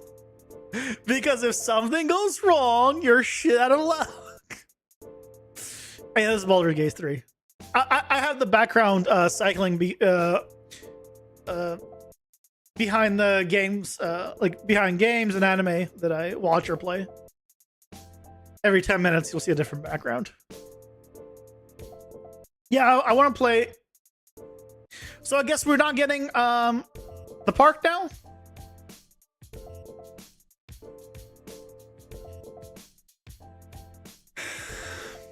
Why?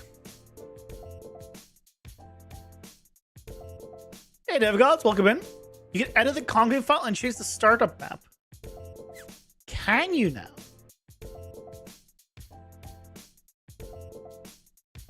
Which config file is that in? I'll go searching for it.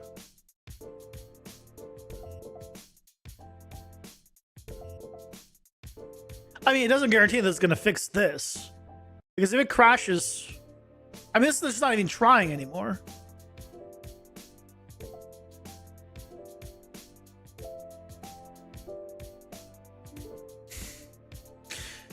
Okay. Let me see. The thing is, it tried originally, right? So what if...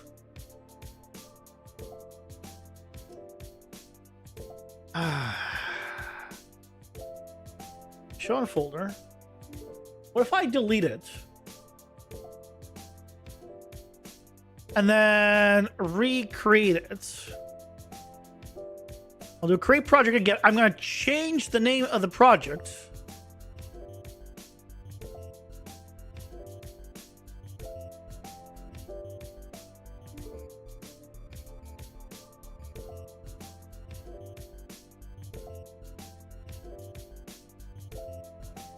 City Park. So it's not as long, because maybe that was the problem. Because it did say it was too long of a name. Like, okay. Create. I don't have to re-download it, thankfully.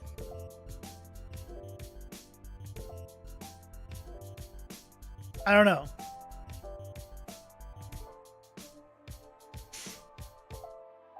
Washing hands in winter is just terrible? You were so warm and comfy before? Wait. Why is washing hands in winter terrible? No, it's just like, screw you, I guess. It's just...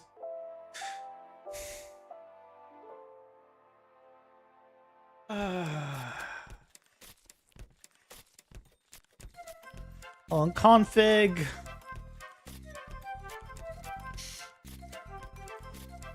Where is it?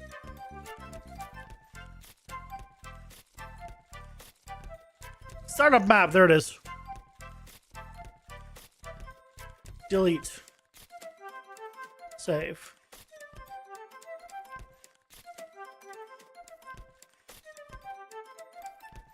Yeah, I got it. DevGods, I appreciate it. It was in the default engine INI. Yeah, so we've loaded in. Okay. That doesn't mean that it's going to work. But the main thing is, because it doesn't load the level, I can migrate the assets now out of here. I'm still going to try to load the level. I just want to see it. Let's try to let's load the showcase one more time. If not, we'll load the overview level. Take a look.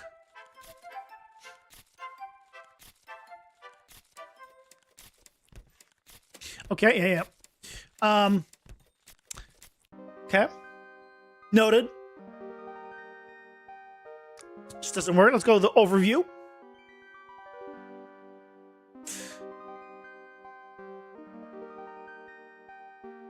You wonder if streaming is affecting it? It shouldn't.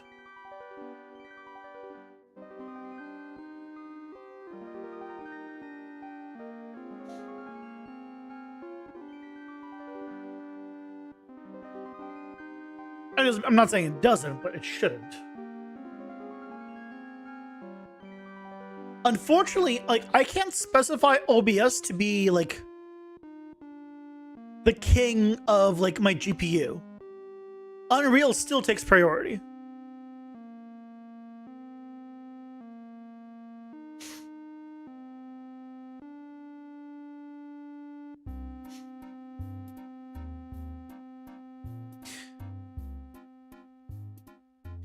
Okay, what are we working with here? A sports field. Half of a sports field.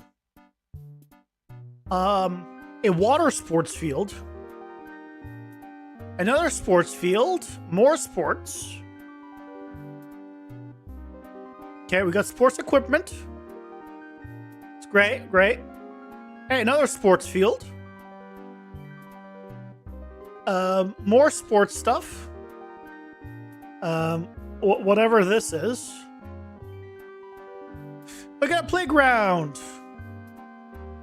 That's cool. So this is for our playground. I like it. I like it.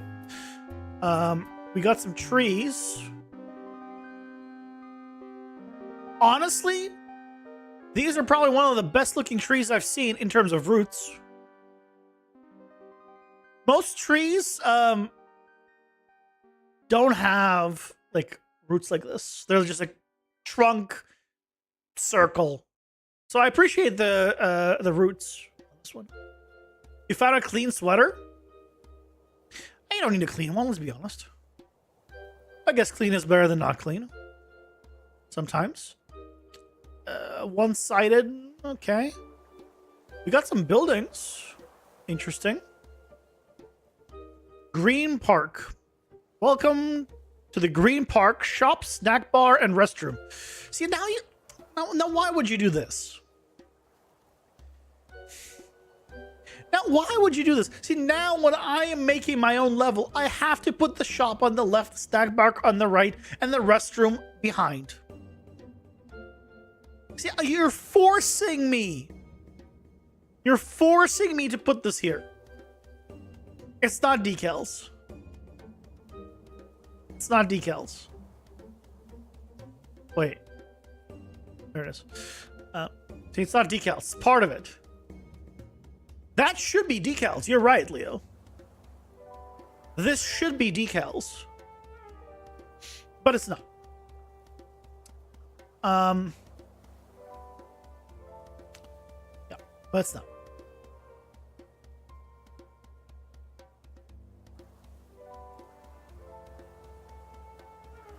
This is all great and all. Hey, there's the restroom for women. There's one for men. So, oh, we got a little,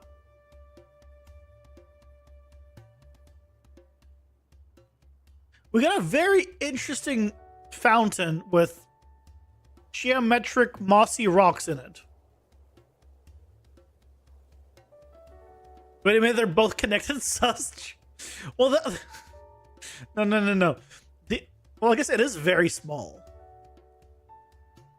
To be fair, it is really small.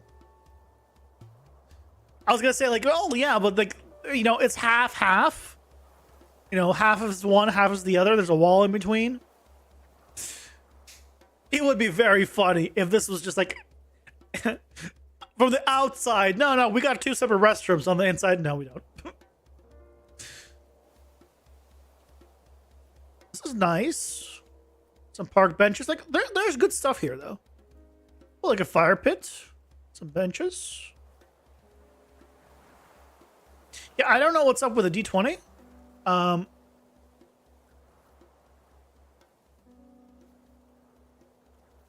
Nothing moves in the simulate. I thought maybe there's water or something connected to it. Nope. They got some dirt. Now, okay. Now, why do this? Wait a second. This is a static mesh.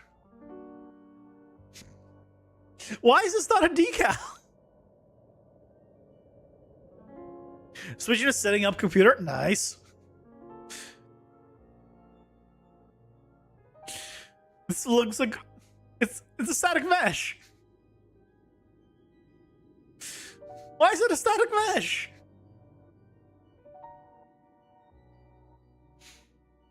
Hey, at least it's using a freaking material instance. But this really should be a decal. And the thing that threw me off was like, why is it cut out like this? Because if you had like a physical arch that's curved, you throw the decal on, if it hits nothing in the air, then it looks fine, right? Because it doesn't go on anything. It's a decal. I was like, wait. So those are static meshes. The person doesn't know what a decal is. Okay. We'll look through over the rest in a moment.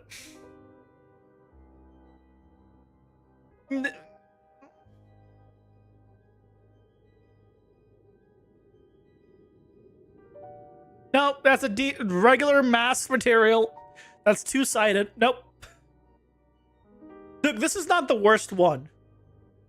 Right now, out of the packs that I'm currently using, this is so far is the best pack I've used. Genuine. It has material instances. Okay? Genuinely, out of the stuff that I've gotten so far, this is the best one. It's why I tell people, like, yeah, you can buy one of the, like, asset packs, but like, I never recommend buying any asset packs. Like, buying, like, plugins or, like, tools or things like that, cool. But, like, actual assets or materials, like, unless you really know, like, how it's made and everything.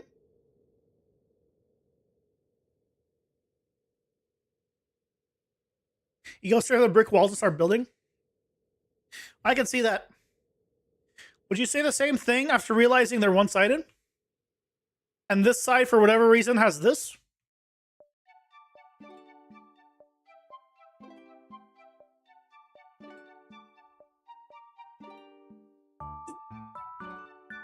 This is the same piece. This is just embedded into the ground. You get the same result. Why are these two separate pieces? I don't know. How much? How I wasted? No, this is all free. This is stuff that I got from the free for the month stuff. Yeah, this free for the month stuff. I have not bought this. So, yeah, this you can get away with a Megascans material, and a cube.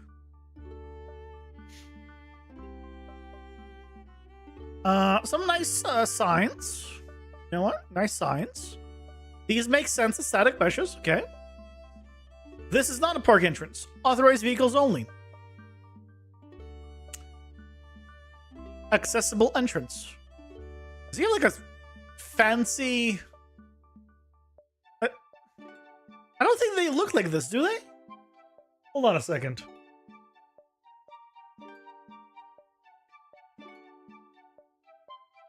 Yeah. What? Why is his, like, why?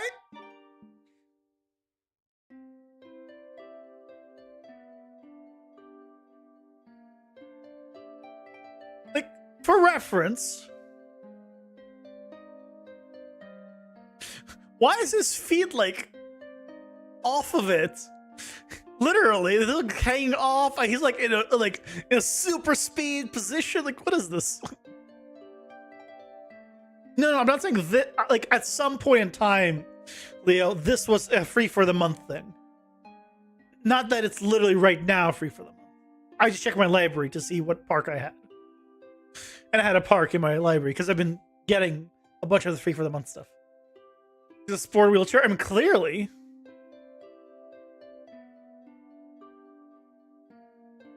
The one other problem. So here's the other problem with this.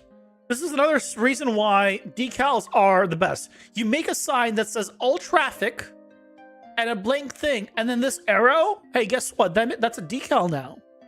Why is that a decal? Because you can now make it go left or right or forward, or why is this one diagonal right? What if I want, right? If you have things as decals, you have so much control. So much control.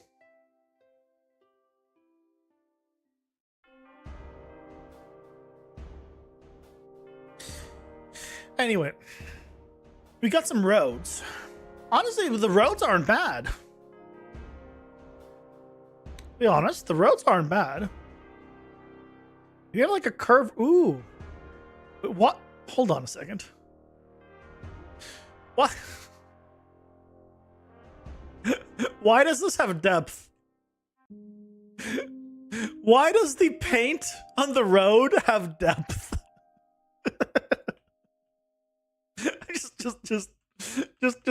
just asking out there. What?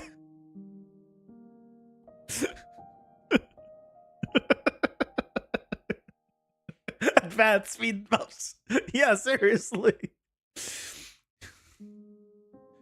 And then why is it angled here? This is Geo. It's just a single piece of Geo.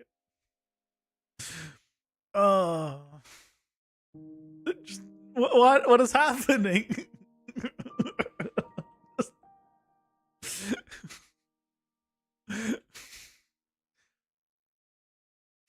Many questions. Much wow. Why do we have this part of it? This should be its own separate asset. And then if you want to, you'd have this railing on this side and this side. This should be a decal. This should be a decal. This should be a decal. So many of these things should be decals.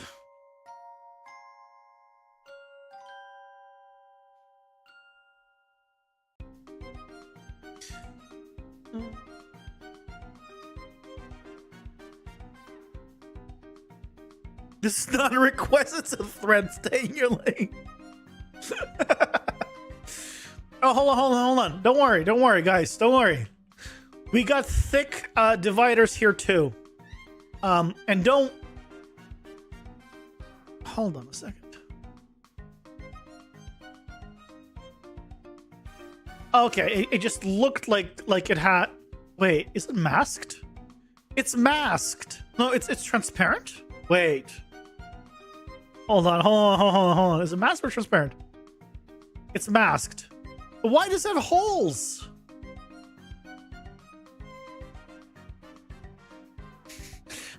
Why are there holes in it? You can tell there's holes because I selected it. I'm like, what am I looking at? What's going on? Here's the kicker, by the way. I don't know if you noticed real quick when I was looking at this. This is called MI Road Decal, but it's not a decal. It's a material. It's a proper material. Look, I get a kick out of... Yeah, all of these have thickness. Every single one of them.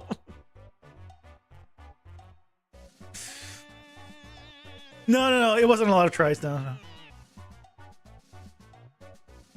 Yeah, if you go to triangles, 36. Now, that's more triangles than it should be. For sure. 36 triangles, 48 vertices.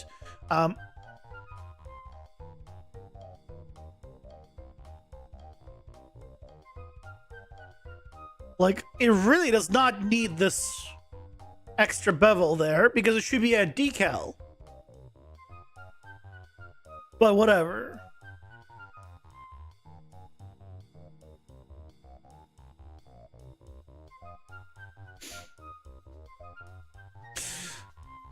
If only we could have had a texture atlas with all of these. Oh no, it is a texture atlas. I don't know if you noticed. This is a texture atlas, see? All of these are on here. It's just... It's just you put it on 3D static meshes.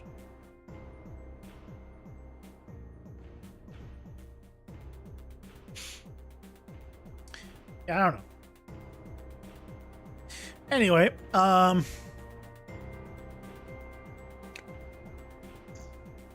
does it look like? Can I flatten this? Would it work flattened? Like 0.01?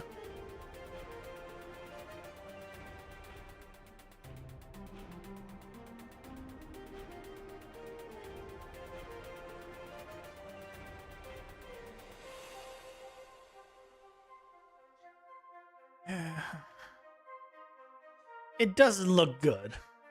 Even flattened, it doesn't look good. I mean, it looks better, but just...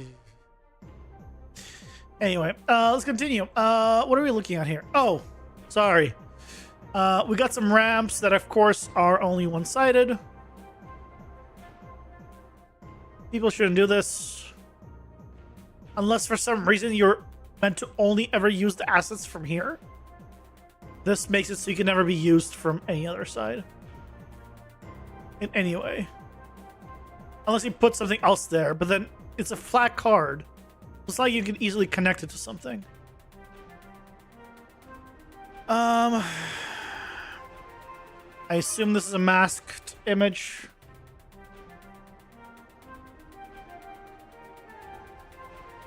Yes. Yes, it is. Wait.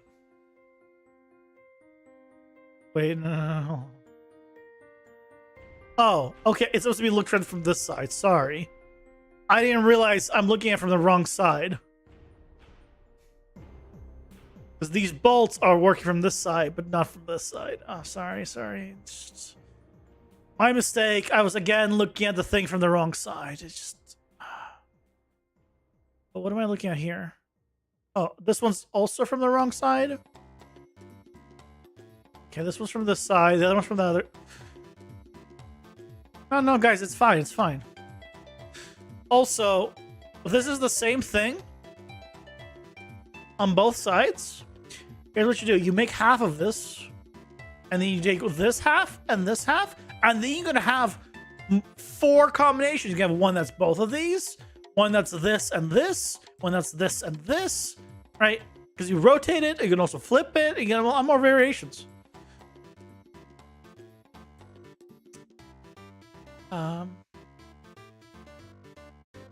Okay, some lights, really tall lights.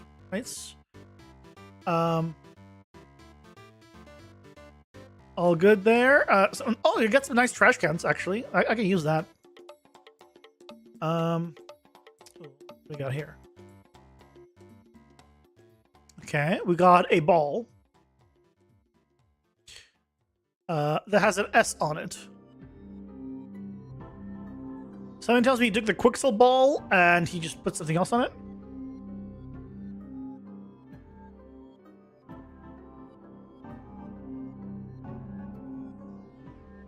Yeah, so it changes also the stand there. Okay.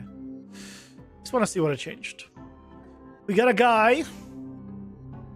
Say hello to this chap. Thankfully, he doesn't have a name or anything, so you can make him be wherever you want. I like the planet thing. That's cool. You should go outside and chase off the homeless guys camping in your backyard. Oh, no. Best of luck, patrol.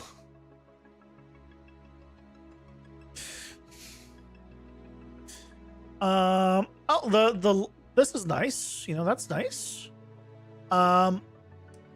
Some more grates. Oh, these are much nicer than the ones I had. Now, again, I'd want this to be I'd probably want this to be decals. It's hard to say on these because a lot of times they'd be flush with the ground. That's why I say decals. But some of the stuff, like, it's not bad. The stretching there is not good. But like I can live with that. We got some nice fences, actually. It's like there's some good stuff here. Fences are double-sided. Good. Look, I gotta check at this point. Some rusted fences. Whatever the hell this is. It's supposed to be a fence, apparently. Okay. What else do we got?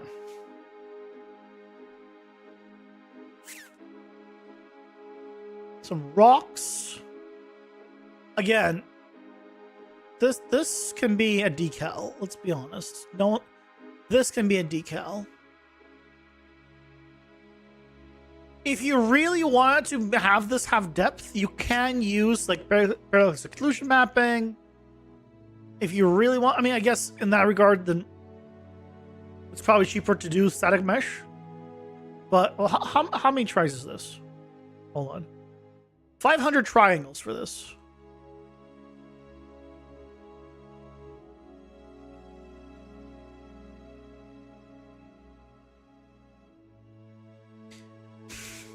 I know nanite exists, Casey. Here's the thing about nanite. Nanite has a cost. An innate cost.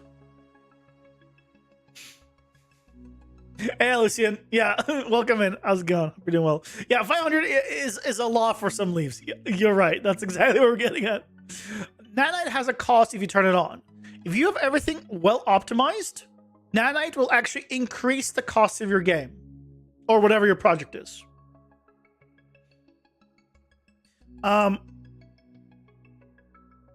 Just nanite illuminate everything you learned on stream. Glad we can help. But nanite scales amazingly if you utilize it. So, for example, I work in virtual production. Our environments are like in actuality could be over 100 million tries. But thanks to nanite, we're only ever displaying like 500,000 tries. So for us, and again, this is also like our environments have to run under 12 milliseconds, so still have to be very performant environments.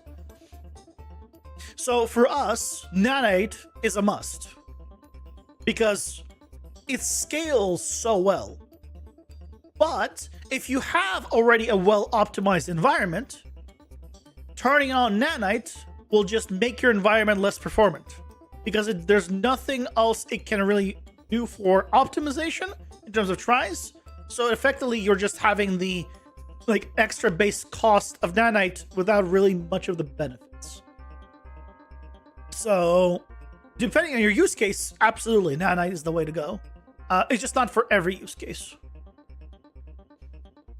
The stairs here are nice.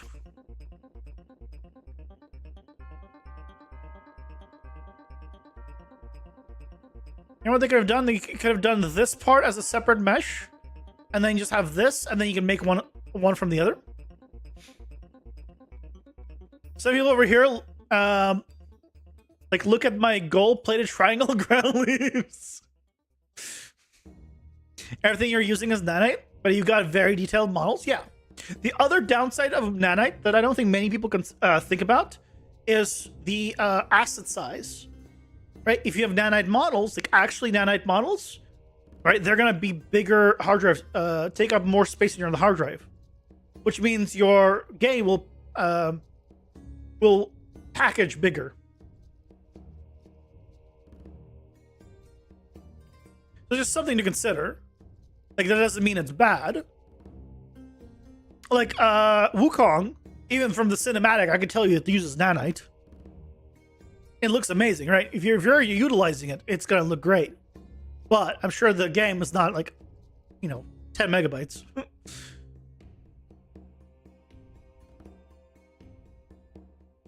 Although for stuff like this, personally, I would never make this a mesh. I would always make this a spline. So that way you can have any kind of setup you want. A spline mesh is what I would use here. And then if you wanted to, then the user can convert it into a static mesh and bake it down. And then reuse it. But having a spline mesh means you can create it in your particular setup, however you want it to be, right? And then bake it down if you want, or whatever else, and then you're good.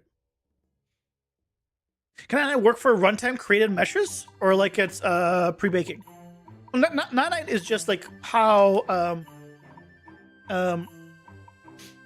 Nanite is just how it makes LODs. So yeah, it doesn't matter. It's still a static mesh, so nothing changes. Level of detail, LOD.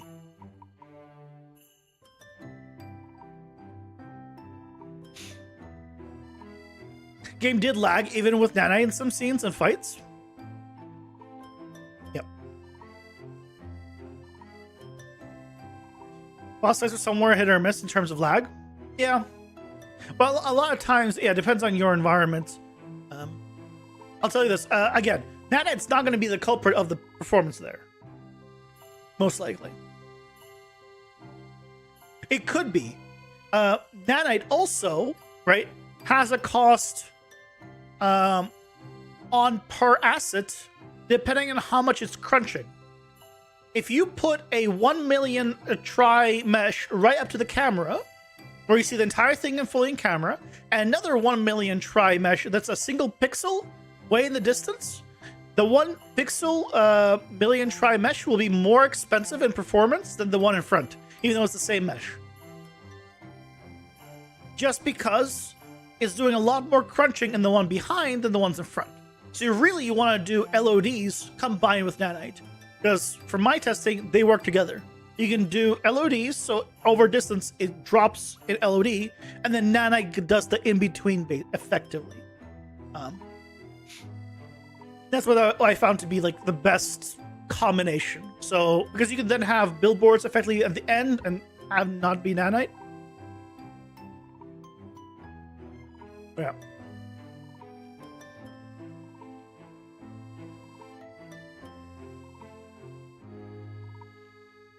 Oh, he thought I was trying to remember. Got it. I don't know. When you were factoring in the optimal try count and not the normal map and LODs and assets, you found you have a cheaper overhead. So one thing to keep in mind about so all of this, right? Let's see how it's using. If I go to tools, audit, statistics, everyone can do this. Tools, audit, statistics, you get a statistics page. You can go to texture stats. And then here, we can go sort by uses. And can I then also sort by...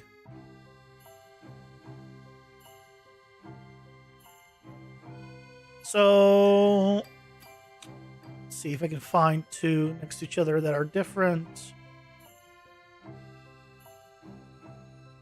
25, 21. Of course, they're all come in pairs.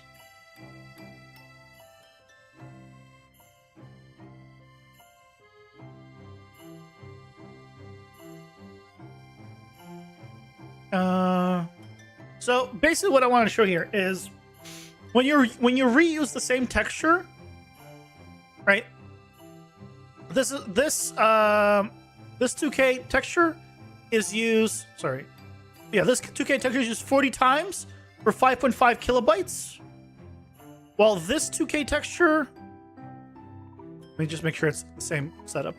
World. Might be on a different, world normal map. I grabbed the wrong thing. Assuming that they have the same setup. EXT1. Oh, this is different compression. Of course it is. Buying the same one is difficult. DXT5. Hold on. DXT5. 2K. Basically, you have to trust me because this is all different formats. If you have one texture that is, doesn't matter what it is, like let's say 2K, that you use only once, and another texture in the scene that you're using 1 million times, in terms of texture memory, is the exact same. So tileable textures that you reuse everywhere are effectively free after the first. While a bespoke texture that you put on only that one piece, and maybe like 3 pieces or whatever, right, are only ever used for those 3 times, and that's it. Then it's like, get a new one.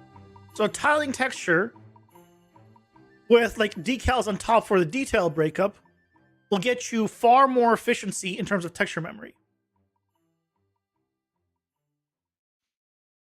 So like this one, right? All of these are using the same road, right?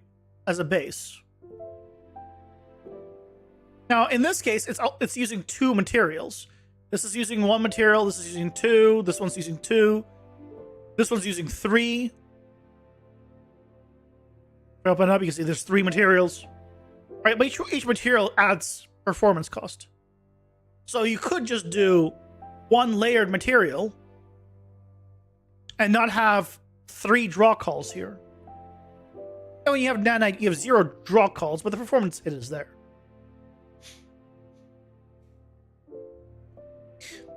There's now 5.2, so nanite wasn't nearly as optimized as it is now in 5.5. It's true. It's always been, it's getting better and better, but that doesn't mean it's perfect. So higher screen precision closest to LOD 0, and if it's lowest, it goes down to LOD 1. Yeah. Depending on distance of camera and overall screen precision. Yep. You did notice a jump when you started using Unreal back in 5.1, 5.2? Yeah. It's been getting better. It's definitely been getting better. Now for close range, and after that, it's far enough away. Billboards then? Yep. But you do want to have that transition, right? And then transparency ups the cost, right? Yes, you want to do masked over transparent if you can. Also, nanite doesn't support transparency, but it does support masked. So you should always use masked if you can for things. I mean, obviously opaque is best, then masked, then transparent, then subsurface.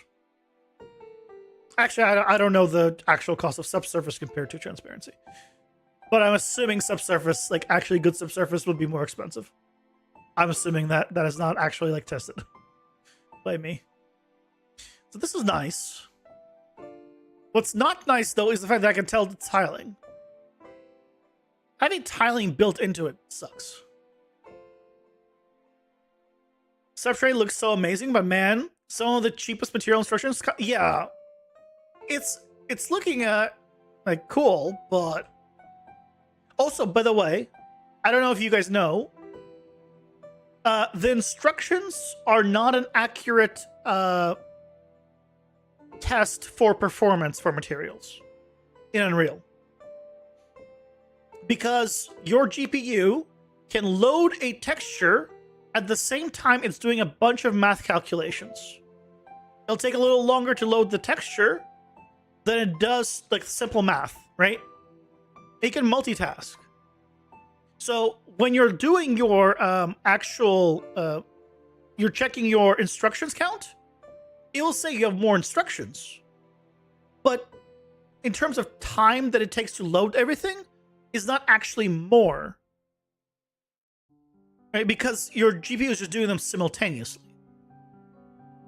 So a lot of times what people have done is set up basically a simple package where you just see the material like top down, and you export that and you check the performance there on a separate package build looking just the material. So yeah. So don't treat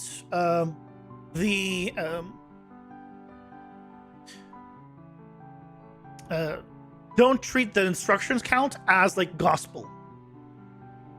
It's a good,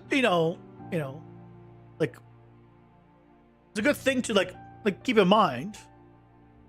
But I know a lot of people are like, oh no, I can't do it. No, you can.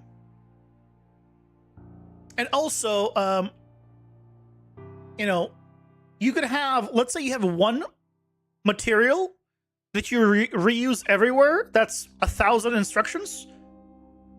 And then, or you could have like 1,000 materials that are all, or like 100 materials that are all like 5 instructions. I would guess the one that's instanced everywhere would probably perform better. I know I'm not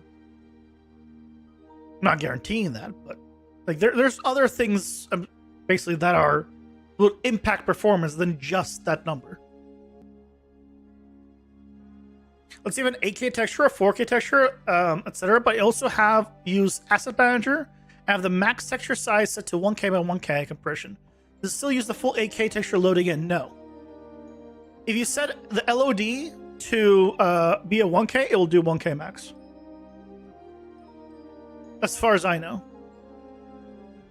So if I go open up one of these textures, right? It's a 512 texture. If I put LOD bias as 1, it's a 256 texture. If I put it at 2, it's a 128 texture. It will never load above a 128. You'll see the resource size go down. 1171 kilobytes.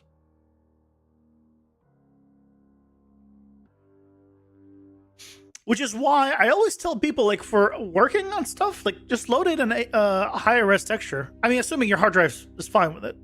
Right? Load in higher res, LOD it down, see what resolution you need. Go from there.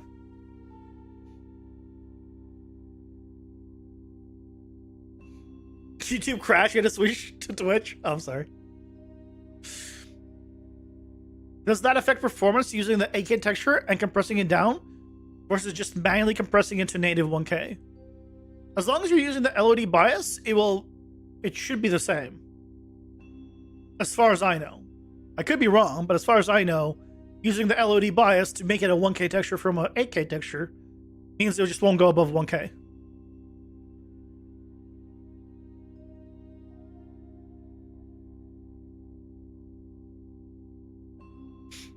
Yeah, just change the LOD bias. You can see the resource size goes down. You can also, this also is reflected in the statistics page that I showed just earlier.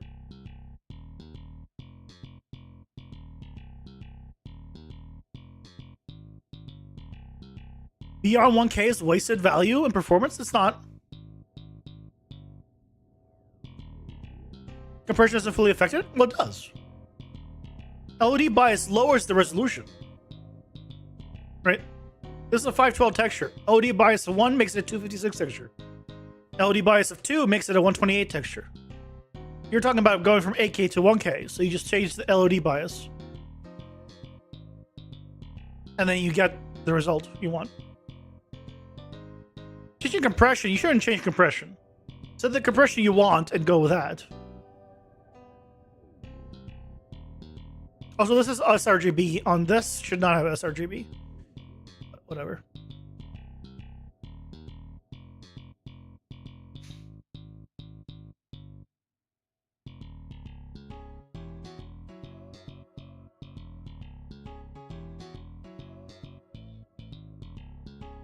In Asset Manager, there's a max resolution size, I think. In Asset Manager? What is this Asset Manager you're talking about?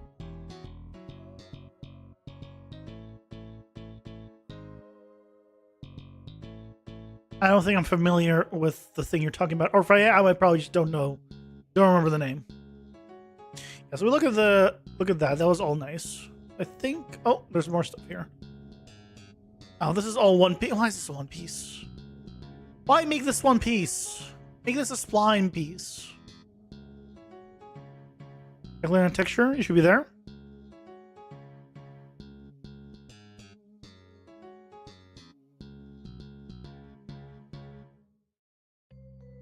Asset Manager? Is the asset actions? Asset localization?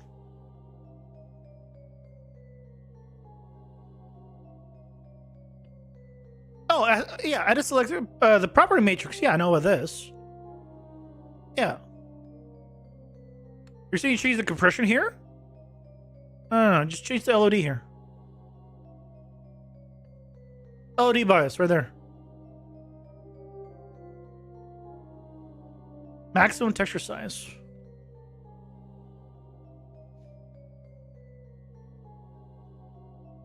Let's see. I've not used this before. Oh yeah, so it basically does the same thing as doing the LOD BIOS.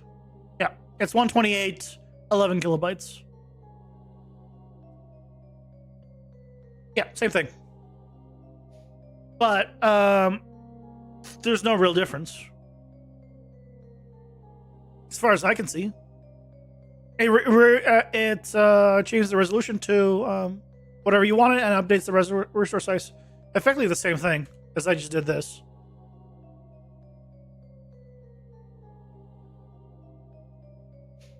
You use model tools to separate those sizes? Yeah, I can use a lot of model tools for a lot of things.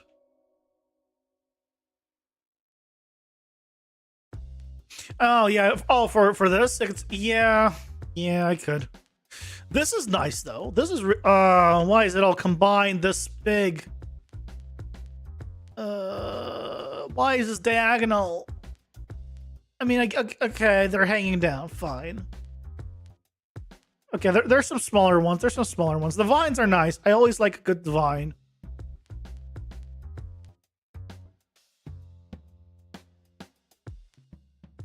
The difference is probably custom resolutions, but you know that's not recommended. Yeah, always do powers of 2, unless for some reason that the only place that I'm not 100% about powers of 2 is UI.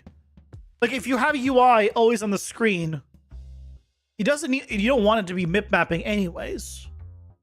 So I feel like UI might be fine and not power of 2, but I don't know for sure. Why is this?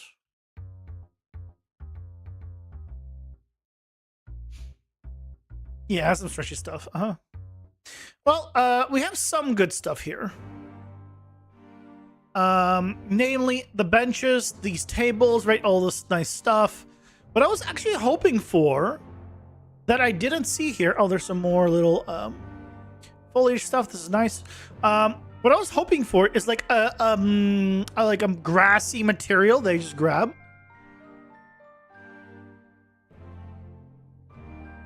That would have been nice. But the park stuff is nice. Like all this stuff is nice. Okay. Oh, there's some effects here. Oh, look at that.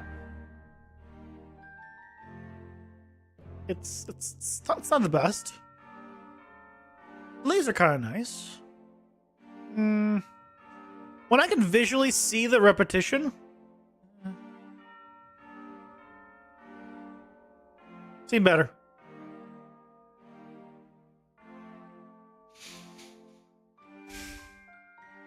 Take it from a widescreen user. Oh. Use the best stuff you have for now, and if you see something better, replace it. Yeah, that's what I'm gonna do. Okay, so what we want to do is and you put all of this into a new folder and then migrate the whole thing. I need to get the name of the folder.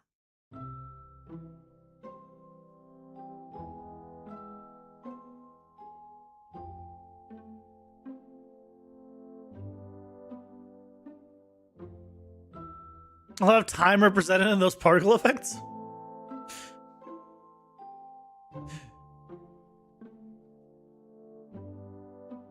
I mean, particles are difficult. Okay, I need a folder called migrate assets. So I'm gonna do this. Copy the name. Go back to the other one. Make a folder with that name. You have to reinstall Blender. Why?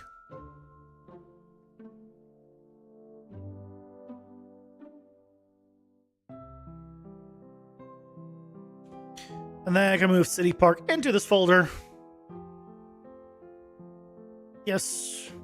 The reason I'm doing this here is that way, when I migrate it, it automatically gets put into the folder I want it to be. So I'd rather deal with it here than up there.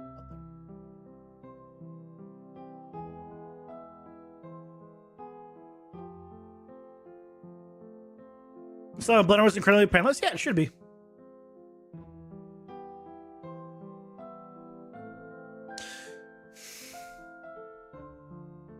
Okay.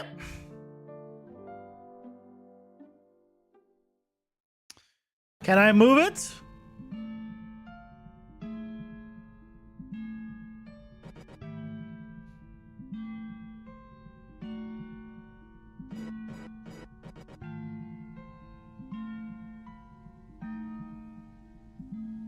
It's not letting me move it, is it?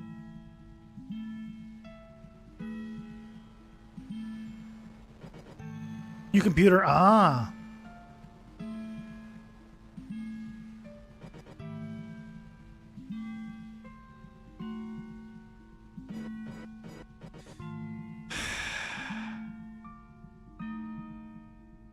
Okay, I think the problem is the levels that were loading before. I'm gonna go here, maps, delete the showcase, not optimized ones.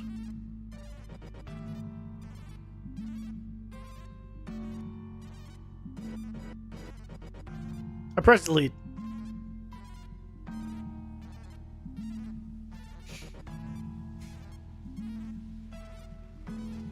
Letters ease of maintenance. The whole reason you quit 3D Studio. I'm still using Maya at work.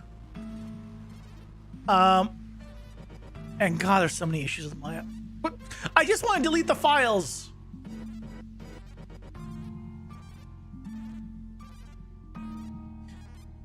I'm gonna just go into that folder. I'm gonna delete the files. Those are troublesome files. Hold on. Where is it? City Park, content,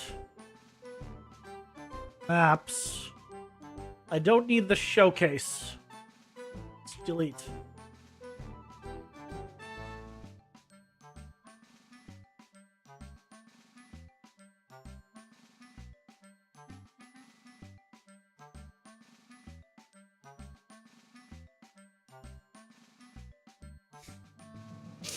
Ah, yeah.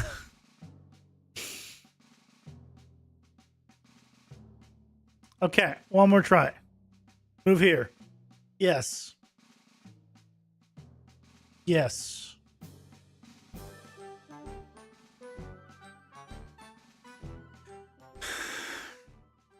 Okay. Fine, let's just migrate the assets. Let's just migrate the assets and then it'll be fine because we'll be unattached from everything else, I hope.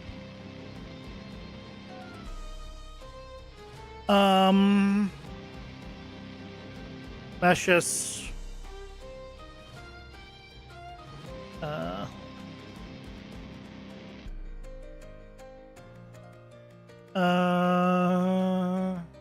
Materials, meshes, textures. Yes, that's all I want.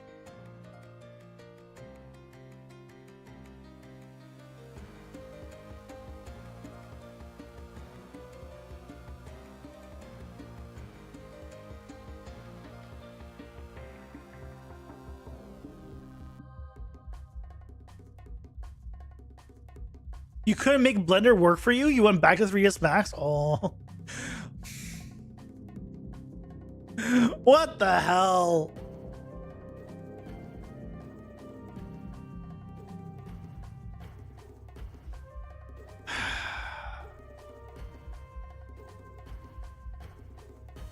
What got copied over? Anything get copied over?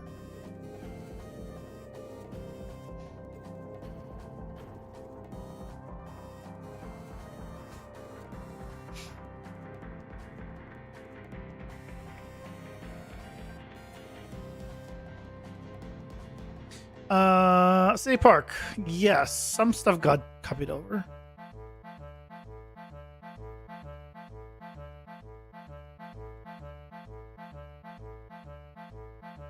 It's literally called merged meshes. So literally, the asset artist made this and then merged them using the built-in merge functionality in Unreal.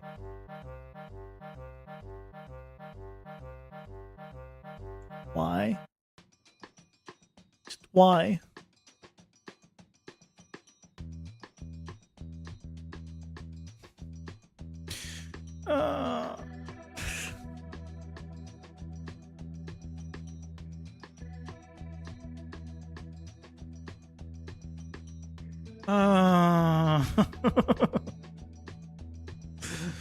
Lots of pain. Lots of pain.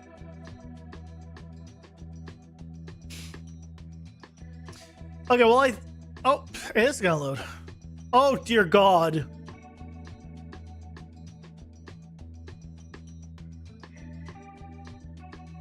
Oh, dear God. Okay. We're gonna do one last attempt. I'm gonna specify the folders I want migrated.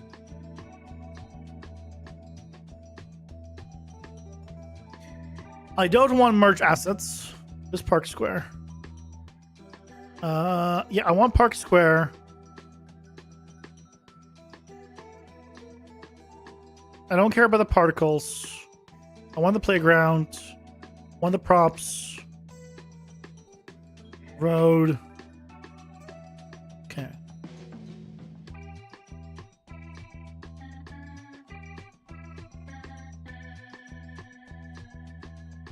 Let's try one more time.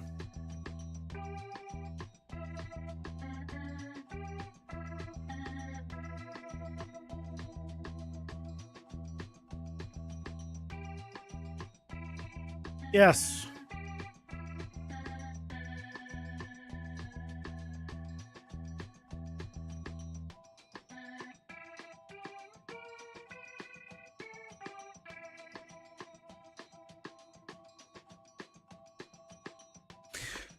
We did it!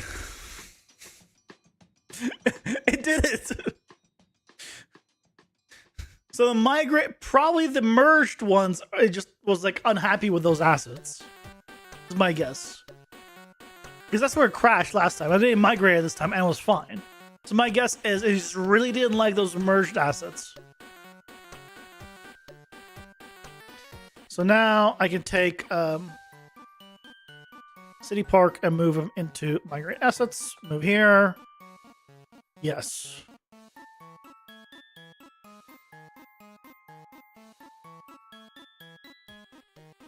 Fingers crossed.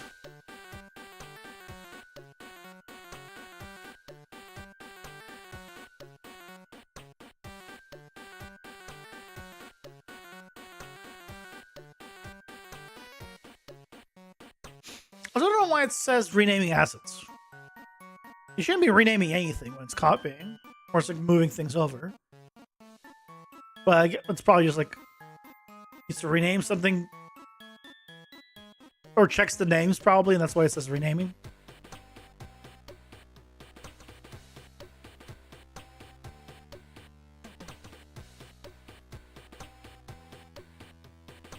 Well, today's been an adventure. What a start to the week. What a start to the last week of the year.